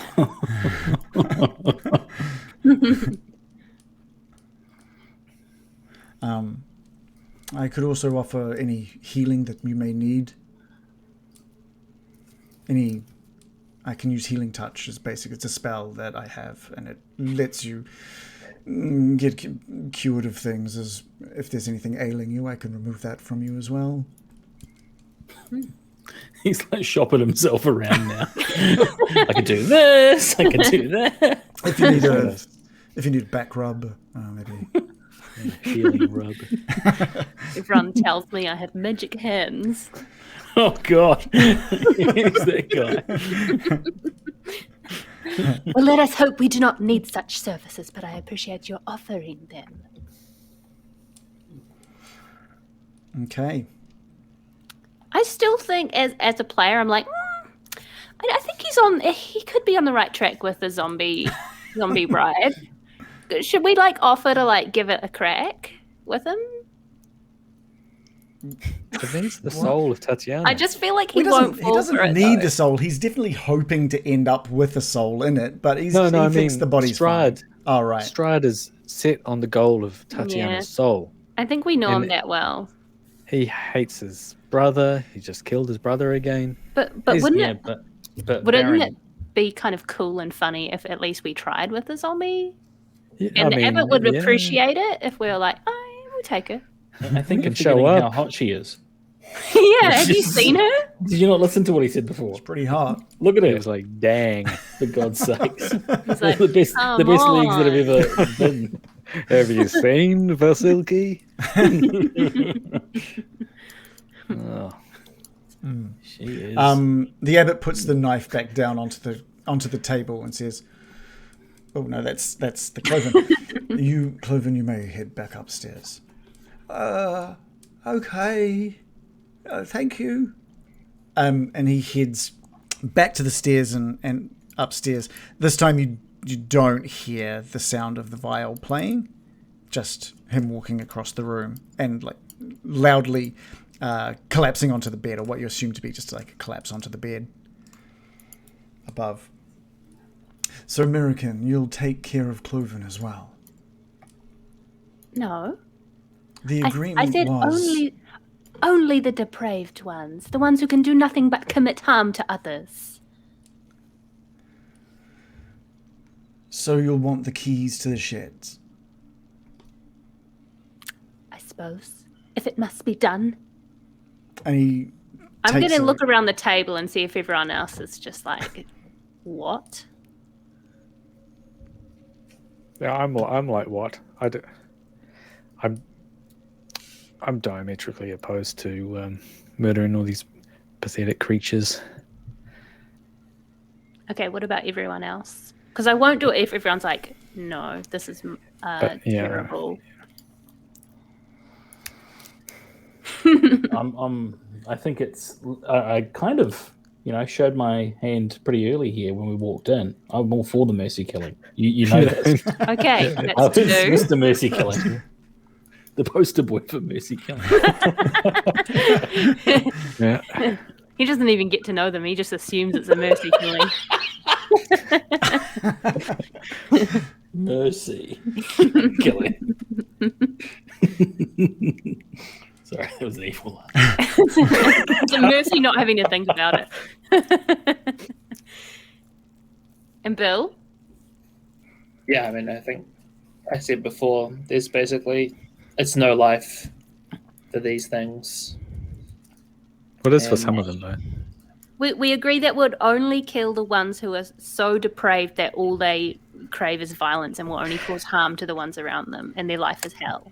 My only problem I'm- with that is that he said that they. His problem was that they have children, they breed, and then the cycle continues. He wants complete genocide. That's his goal. That's what he's asked us. And now we're saying, let's just kill the ones that are really beyond saving. But I think it's just prolonging the problem. Well, it's actually ending a lot of the problem is the point. But not for long. Well, just don't. If they're not crazy, they won't just. I don't know. I mean, the other question is, just because you find some that are crazy now, what about the two that were sitting in the fort that were giggling? Are they crazy? Do they deserve to be killed? I keep specifying the ones that only wish to cause violence, right? But you don't. Maybe they will cause Okay, violence tomorrow. we don't do anything. No. We don't do anything. We kill Otto. And his group. They're mongrel folk. They are mongrel folk. They are. Yeah. Yeah, I see a difference between the mongrel folk that we have encountered and old mate Clovin. Do you? Clovin is a mongrel folk. Yeah, he looks. Yeah, but Played he's a not made violin. of animal parts though. He is. He's Yes, he got is. a crab hand. He's got a bear paw for a foot. Yeah, He's got a second head that's he's a quite gifted lizardly. performer. He's a gifted. It's like in New Zealand how you can commit crimes apparently if you're good at sports. Yes. Yeah. Right. Yeah. Yeah. Clovin is good at sports as well, by the Is way. he? Yeah. I knew it. I knew from the look of his crab hand. I thought that is going to be great on the tennis court. He'll have a mean forehand. Maybe we should get them all to fight to the death until there's just one left. It would be close. If we did That sounds less cruel. Thank you. Yeah. I was being facetious. I've said I'm happy to kill up to Clovin. Everyone else. They're on the Otto bottom is floor. Out on the security gates. I'll take care of Otto. I really. Bag bags, Otto. No, me. Just Morley's already out, like halfway out. He's already out the door. Someone say something? Yeah. Just like getting his sword swinging arm ready. Just like, here we go. That was mine. This game is obviously out of Yeah. meta for a second. This game is obviously providing us with a moral quandary that we have to solve, and it feels like sometimes we will have to take actions that aren't, completely 100% pure of heart and sparing everything and everyone. And I think if we did not do something, then we would be prolonging misery for almost all of them. I feel like Clovin has the best chance of a life where he wouldn't be miserable or, having a horrible time every day of his life. He's happy to just play his fucking violin and drink his drink. And he'll die soon enough of gout. Maybe we should give them all gout. Too much of a good It's life. like, well, our choices are A, mercy killing, B, leave the status quo and pretend that we wash our hands of it and we have no hand in it. C, spend the rest of the game setting up the best institution with the best practices and funding that money can buy, and role-playing building a society for these poor creatures so we can give them the quality of the life that the Abbot cannot. Yeah, and you're absolutely right. I mean, there's no great answer to this. I just wonder, for my one, it seems like a complete genocide when you could just leave, say, deal with your own shit, Abbot. You fucked it up. Or we Because could there just are release half of them them that are all fine. onto the land as a blight, but they have their freedom, and then Yeah, we're like, that's well, another- technically our hands are clean. Like if a bunch of people die, well, we get No, I wouldn't do freedom. that either. I mean, I don't think, the way he's set it up is as close to a solution as any normal society would do. He's just done a sort of a substandard job of it. Yeah. But we could go and murder them all. I mean, Hey, Murdered them all. for a bloke that took care of 90% of the problems single-handedly with the old I know, but I thought they were attacking us. You don't even have to look at it. You can just like cast your spell back into that room again. I know. I That's could just it. say, That's "Do you want it." me to destroy everything in the building?" Yeah. And the Abbot's like, fuck yeah, yes please. I was going to call the exterminator, but seeing as you're here. And well, here's the thing I want to know. Do you think that this is exacerbated by the entire Curse of Strahd thing? So the whole area of Barovia is making life hell for everybody, and there's obviously a lot of diseases caused by it. Is this, if we were to get rid of Strahd, would this somehow dissipate? So the abbot told you that Strahd, under the pretense of a man called Vasily, gave him the abilities to create these creatures. So whether that means it would disappear with Strahd or not is whether or not this is still an ongoing spell versus something that is just occurring now. Can't risk it. Well, so we don't know. So Yeah. I will go with that. I've said my piece, so I will support what decision you make. Looks like we're on for a murder. Let's go.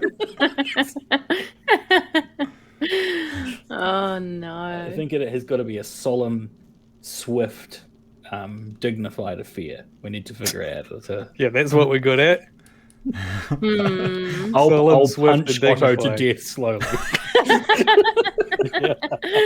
Just hit him on the head over and over. Like, ow, my name's Otto. Why did you hit me? I think we need to. If you're going to do it, then you need to start with all your favorites, because Like otherwise faster. you're going to go around. Yeah. And you're So gonna now you get- want Clovin dead? Is that what you're saying? basically. I mean, No, you know, why are we killing Clovin? well, Otto then. Otto, okay. Why We've are got we the killing other- Otto too? I'll take care of Otto. Don't worry about Otto. Why didn't we just kill the Because they were going to have violent, babies. crazy That's what he one? said in this. Well, it's fine. We'll just we'll come back and kill them if they turn into come back and kill murderous their babies. psychopaths. I don't know. Oh my god, we could give Otto a job. We could employ Otto. Sweet. to do Let's what? take Otto with us. What do you mean to do what? When you employ someone, you give them a job. What is the Yeah. job? He'll feed the horses and clean the wagons. All right. Yeah. okay, I Don't feed like- the horses. I mean, I thought you his meant- chopped up body parts will feed the horse. He'll dig up bodies for us and bring them back to the Abbey. Otto can act as like a stable hand. He'll be good. He'll be good. As, I've asked as for it. interesting as this is, I feel like we maybe need an ultimatum Yeah, in we- order to move things along. Yes. My vote is we kill everyone except for Clovin. So you want to kill Why- Otto? So you, I'll kill Otto. I don't care. I don't give a shit. We know you'll kill Otto. You're champion of the bit. I Okay. hate these ethical dilemmas. All right, they're let's fantastic. get- They're so good. Let's start with I the don't ones we wanna- all agree we all So- unequivocally agree should die. So I you're think like the ones in final the call is sheds. American. What do you want? I think to it's do? easier to just say who should live, which we all agree is Clovin. Let's talk about who Really? should live. Yeah, Yeah, we So all who's gonna stand live? Cloven. Clovin. just Cloven. The Turns two. out Clovin is actually Strahd's best man. Oh, He is He's, Strahd. he is Strahd in disguise. Yeah. And this was how you end the curse. This was it, and you failed. Then you've got your two at the security gates, Otto and the reptilian friend that you had into. Both of them gone. Okay, so it's Don't- just. No. let's not- what? We don't even want to learn the name of the reptilian one. I know you did. It's gonna make it I harder. think we should forgotten. only kill the violent psychos that are just like wild and insane. What about the starving ones? Yeah, what about though? the hungry ones? The ones that attacked me purely because they were hungry. I quit the game. Yeah. And I'm guessing they're unable to ever feel full. I can answer that for you, and I'll say no. Oh, so they can be fed. They They're can just be not. fed. Yeah, yeah. Fuck. Okay. Well, I'm not going to say anymore. This will is, do this whatever- is the worst. Do whatever you want. All right, someone back me up. I'm going in there. I'm getting out the sun sword. I just want to move it forward. I just want to move it Okay, forward. yeah, going I'm in gonna the I'm gonna go stables. with Morley. I just want to be decisive and have this over with. I've said my piece as my character, and I'll feel guilty forever. And let's just do it. The abbot says if you're looking for the the very violent ones, and only the violent ones, you're going to need this key. And he hands that key over the table to you, American. The sheds in the courtyard. Those are the only ones that will attack and try and kill you. Okay. What's the ratio of violent offspring to non-violent offspring? Just out of interest. It's not high. It's not high at all. That's the only ones that you're at risk of are the ones that are locked up in those sheds. How many of them? Let's have a quick look at the 1, 2, 3, 4, 5, 6, 7, 8, 9. About 9 of them. There's about 9. Well, we won't even need the key if we get a bit of sickness, Ray. Going in there, we can just kill him from afar. Yeah. That's true. I can only do that one more time. And the ones left in the rooms? You're leaving the rest. Oh no, we'll take care of them as well. Don't worry about them.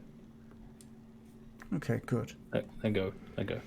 Cool. So that's the woman holding the baby, the two in the fort that were giggling, the room of starving ones. Yeah, I'm literally just asking the question so we can move forward. Are those all the ones that you're killing? I think we only kill the violent ones, otherwise we'll feel like monsters. Yeah. Well, We already feel like monsters. Abbot, how about if we just take care of the violent ones and then you can just let the other ones live out their lives until they die of natural causes? What about that? Then you're all understanding the quandary I have lived for decades now. This is exactly why nothing has happened, and the cycle repeats. I let the lesser violent ones live mainly carefree, but they breed and create more, and with every generation... Yeah, so I'm going to throw a couple of words at you here. Chemical castration. Or just put them in different rooms. Have you never thought of that? That is stupid. Different rooms. This is brutal. Put them in different rooms. I knew it was going to go down this like is exactly the genocide. situation I am in. This is why I've said that I have pain over this. You did say that the likelihood of an offspring being violent is very low. But with every generation, Bill, there's a little less human in those that are born. But put them in different rooms. Like the rooms they were in. Well, they won't multiply, and there will be room in the rooms if you stop them multiplying. There's plenty of free space down there now. I don't know if you've been down there in the last 25 minutes, but there's at least you can keep all the girls in one and then all the boys. A good clear out. I think I'm proving my point, Heather. This is not an easy decision. You don't know who should and shouldn't survive this day. I think that is a good point, though. You could just separate them as in like a prison with a male prison and female prison. You're not going to have any more. Honestly, it's basic biology. I think I would know this. This guy's like an animal breeder run amok. He's just like, oh, I can't stop them doing it. And it's like, yes, you can. He should be on an episode of Borders. At what point do you become okay with removing free will from a living, what is effectively still human? Well, you're advocating for murdering them. That's quite a removal of free will. And have I done that today, Baron? No, but you're asking us to. Because you've started it. You've started. You've started what I have not been able to do. Great argument. You Hang on a minute. You thanked us. What are you talking about free will for? And then Morley just points at the key. Those are the violent ones. I am getting very tired of the circuitous nature of this conversation. Are you willing to remove the Bellevues from this abbey, or are you not? All right, let's kill the violent ones and take a punt on the rest of them. Take a 5-minute break. Let's just put them in different rooms. Well, he's gonna have to manage it when we're gone. But let's just clear out. Let's just clear out the bad ones. He shakes his head and says, "I owe you nothing. If all you are doing is removing 9 from my abbey, I owe you nothing." And this is they've already got this is ridiculous. I've already got 9. them. I've already got them taken care of. They will find death locked away in those rooms, in those sheds. Yeah, see, he's just gonna If you're not neglect willing, them to death. If you're not willing to finish what you've begun, if you're not willing to help me with this situation, then I owe you nothing, and I must ask you to leave. Okay, guys, let's just kill them all. I don't know. He's just gonna abuse them and neglect them to death if we don't. Yeah, I think And we this is can't just gonna. let them loose on the world, and then they're gonna go out and kill people. And American, no. I have no interest in harming the people of Krensk or Barovia. No interest in that. that was I'm kind gonna of just grab- me as a player, but I'm going to get the key, and I'm going to say, okay, let's do it. And Yeah. we're not going to stop at the violent ones. We're going to kill all of them because that's what we have to do. Okay, because this is basically, like I said, a mercy killing. They've been mistreated for generations by this monster. So I'm going to grab the key and I'm walking out the door. okay, I'm gonna follow solemnly. And the It's kind skeletons of will like- move out with you, Baron. It's kind of like we're the SPCA, and we've come into a house where someone's just let all their cats breed willy-nilly, and they're all sick, and they're all dying, and they've all got like the flu and feline AIDS, and we're just like, man, we just gotta get. Oh man, this is bad, and we just gotta give them all lethal injections and move on. Yeah, Irina, all of them. Irina and Ismark, without saying a word, walk out into the courtyard and head out of the courtyard. And Irina turns around to you, Morley, and says, "Do what you have to do, but we're having nothing to do with this. The Burgomaster of Barovia and his sister cannot be seen advocating these actions." And they both leave and walk out. Before she says that, I just want to say, this is neither of your burden to bear. Remove yourself from the premises. I don't know why I've spoken like I'm running an off license all of a sudden. Yeah, you don't have to go home, but you can't stay here. And both of them just head out, maybe to walk back to Kretsk. You're not sure at this point. Now, Okay. I think the best way that we deal with this isn't with an initiative roll and you rounding up and us having things. So what we're going to do is we're going to just cut to the wagon filled with skeletons and the few of you that can get onto this wagon, riding it out of this completely silent abbey. You've made your way. Morley meets you on the path between the abbey and the security gates, sheathing the sun sword, and continues with you on the journey back down the hill to Kretsk. What we see is Otto and his friend dead at the gates, and there's no more screaming. There's no more laughter. There's complete quiet coming from the abbey at this time. But you do hear, as Adam just signed, you do hear the sounds of a viol kicking in shortly after the ringing of a bell. Like a mournful tone, I imagine. Very sorrowful. And that's where we're going to end tonight. We're going to Last end it of on the that. Bellevues. Fuck me, that was intense. Oh my god. That was crazy. What? Oh boy. Damn. Imagine if I said roll initiative. That would have sucked so much. How many health plants? 3 episodes of just Genocide. going around doing this horrible murdering of shit you don't want to be murdering. Yeah, that would have sucked. That's right. Okay. How's Yay. Yeah, fun. Someone Love this fantasy escapist adventure for me. Someone said in the chat, who was it? There was something. Larp Kiwi said, "This is what Curse of Strahd does. It just slowly corrupts all the PCs." It's not about corrupting, but man, that's a shitty decision. There was no right decision. Yeah. Well, I feel like the simile of like being like the SPC in an abused cats thing I made me think that feel a bit helped. better about Yeah, it, yeah. to be honest. Because really, then while they may be semi-human, they're not really human at this point for the most It part. doesn't matter that they're human. I don't think that's the True. problem.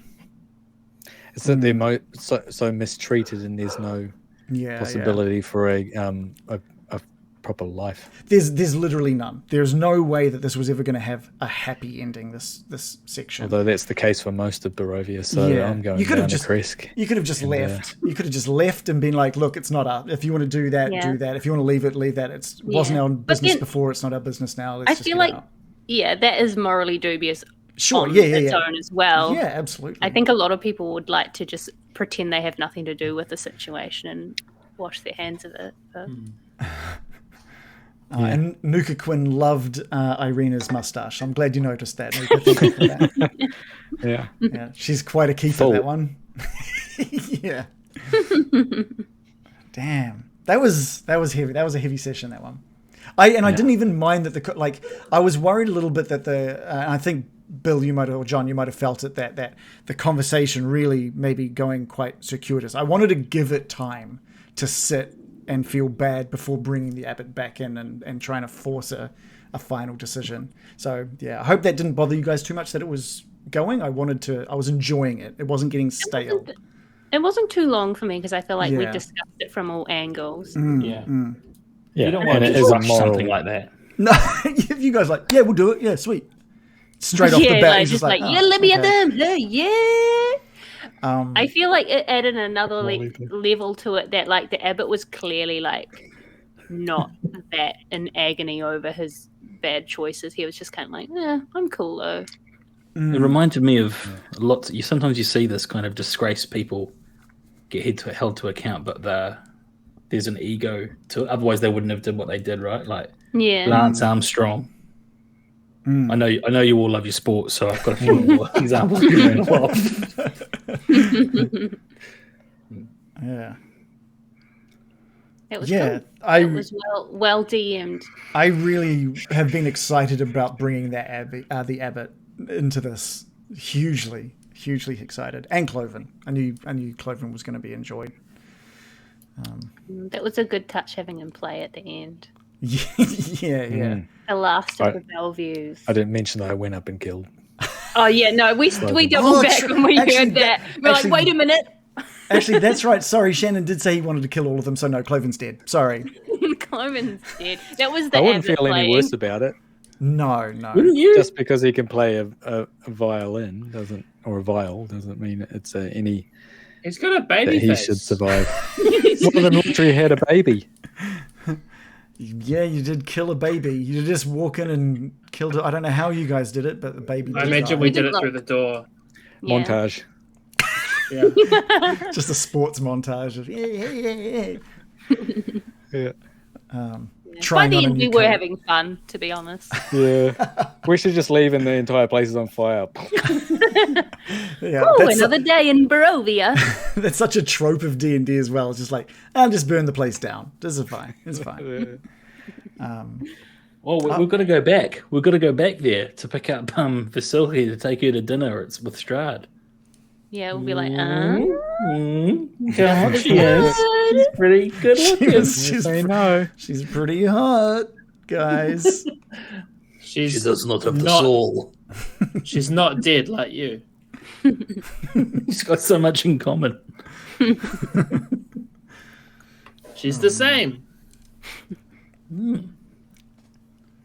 That was a. How's everyone feeling? Do we need to debrief? Is everyone feeling okay after that? I know that was pretty tough. I think it's like the trolley question, with the moral quandaries that get put up, and there is no way that you can save everyone. That's what I think. It's interesting having these moral problems. Yeah. Yeah. I know that we had in like session 0. I had already read up a lot of what was happening in Curse of Strahd, and I remember in session 0, I think it was quite unanimous. People were like, "We don't really want any like mini grey area moments," and I'm just like, "Man, there's a few in this one. There's a few in this one, guys." It's like almost the whole thing. Yeah. Yeah, I think I don't mind there being grey areas as long as it's not like you always just end up feeling like a horrible person. But that's almost the point of grey areas. Is that No, there is but feeling like good. as long as you can say like, well, we did our best to be infected Yeah, people yeah. with horror in this hellhole. Well, that's And I don't want to. Yeah, as long as you don't feel like a horrible bad person. well, that's how I rationalized it. Was that we did something horrible, but we did it to alleviate suffering. Yeah, And like the ones that like where we made a choice to kind of leave some alive, it was because those people had a chance of living without suffering. We and when didn't we leave chose it in your life. we left Clovin alive. Oh, yeah, the one. Well, to be Yeah, fair, he's not going to be breeding with anything unless he does something with those body parts on his table. Well, we'll come back. Well, back. what's Doesn't. Vasilki? Do you count Vasilki as a Bellevue? She's a construct. No, she's not a Bellevue. Okay. Yeah. A Bellevue, I think- is specifically from the family line of the original family of lepers. A Yeah. massive incest party. Massive incest party. Well, I think I'm going to. Yeah. Well, they might not I'm have going been a to party, own I it. don't know. I think after this, I'm not going to go off and go, all right, this is good or bad or anything, and it is a grey area, but I'm going to be like, yes, I made that decision consciously. That's the one I took, and this is the reason why I did it. Yeah, Yeah, I don't I think you agree. guys need to feel bad about it. I don't think you should feel No, good yeah, I know, about but it. Like it's not a great the thing. entire point of having Yeah. the grey area is so that you choose a decision, and I think it's best if you stick by it instead of just pretending like you didn't do it. Or, Yeah. yeah, exactly. Yeah. And you can be like, my character's very upset about this because it was a very hard and bad thing, Yeah, but that's how it went. Like you don't have to. Yeah. Yeah. that's the way you had to do it, unfortunately. Joe, what did you think of the abbot asking about what he noticed? How obviously the quiet attitude of Mirakin throughout when he raised the Dimitri's son and noticing some sort of upset with you at the table as well. Yeah, that was pretty cool. I kind of like playing the anger into the anger of that into my judgments of him. Yeah, that was cool. And he was kind of a very smug, unaffected character, which made him far less sympathetic, which I liked. It was way different to for instance, that priest we met in that town where he was keeping his vampire son alive, but he was emotionally destroyed by it. But this guy was kind of cool and unaffected. When we went in there, I don't think I heard it straight what you were saying, but I heard you say he raised Dimitri's son, and I was like, what? I don't remember that. It was like, like he raised him. Raised him from a young boy. And, Yeah. now he's a man. Oh, raised. Look at you. Yeah, I liked that it touched on that. Yeah. Oh man, I really like the whole story of the abbot. The fact, just everything about him. I like how he legitimately wanted to come into this abbey and be good and bring light, and then got caught up on healing people and then removing ailments and then getting obsessed with bringing these people some further changes. And I really like it. It's cool. Could have crossbreed them with pandas or Yeah. like a sloth. Just cute things. Just things that are herbivores. That's very messed up. Yeah. Yeah. Jurassic Park. It is the island Dr. Moreau, isn't it? You mentioned that, didn't you, Adam? Yeah. Yeah, it basically is, right? A little bit. I remember watching the Bride of Frankenstein. 1970s version of that. Which version? There was one that wasn't from the 1970s that I watched. I think it was 1970s. Yeah. It's There's a special few to versions. me. Apparently, there's a really good documentary about the making of the island of Dr. Moreau because it was an infamous disaster. I think it was meant to be in the 90s or 2000s. With Brando, the original, wasn't it? Yeah. That's probably even a remake, I think. Is it? Because it's an old story. I don't know which one I saw. I saw the Temuera Morrison one from the 90s. Is that the same one? Maybe that's the from disaster the one. 90s? I think it's meant to be just terrible. And it I was. think I saw that it might was be the terrible. one that the documentary is about. Right. There's a parody version called The Island of Dr. Merlot. Yeah. That's Oh, really- actually, I think really the bad. Marlon Brando one is the one that was a disaster. Yeah. Oh wait, what year was the Marlon Brando one? Was it like old Marlon Brando or young? It was old. I think it was old He's- Marlon he's Brando. So it was Dr. 90s, Moreau, right? wasn't he? That was the one. Yeah, so that was the one with Timuera Morrison, I think. Or is it late 80s? Yeah. Must be 90s. I think it was 90s. I think it might have been mid to early 90s. Around There's- about that time when they had Robert De Niro as Frankenstein's monster. Isn't it? Right? Really? There's a Frankenstein movie then, yeah, and he comes out of like this. Is that- yeah. Okay. Is that, I don't know if that's what he says, but he always has that face, doesn't he? De Niro. Yeah, yeah, he's got his New York accent. All right, we should probably call it there. Thanks, guys. That was a awesome session, but it was seriously a fantastic session to DM. You guys were awesome. I loved the pain and agony of making this decision, but I thought it was a great decision, and I really liked the imagery that we ended on as well. Of just That was really well done. this really the Abbey on this hill that was like something that you saw as you got into Kretsk, and the sounds and the screams that first appeared when you first got to it, and just contrasting that with this vision of this silent, quietened Abbey with just that viola playing, just so good. Yeah, you guys are awesome. Thank you to everybody who was listening and watching along. Random, you've done a great job of moderating again today, welcoming everybody in, getting people over into our Discord and sending them links to our merch and Patreon and all the bits and pieces. So thank you so much. I'm still deciding. So what people were being sneaky about this whole Patreon thing, right? So I'm like, hey, if you join the Patreon, you can watch the session a week before YouTube, and people are just going to Twitch and watching the recording instead of going to Patreon. So I'm probably starting next week. So for the people who can watch this tomorrow on Twitch will learn.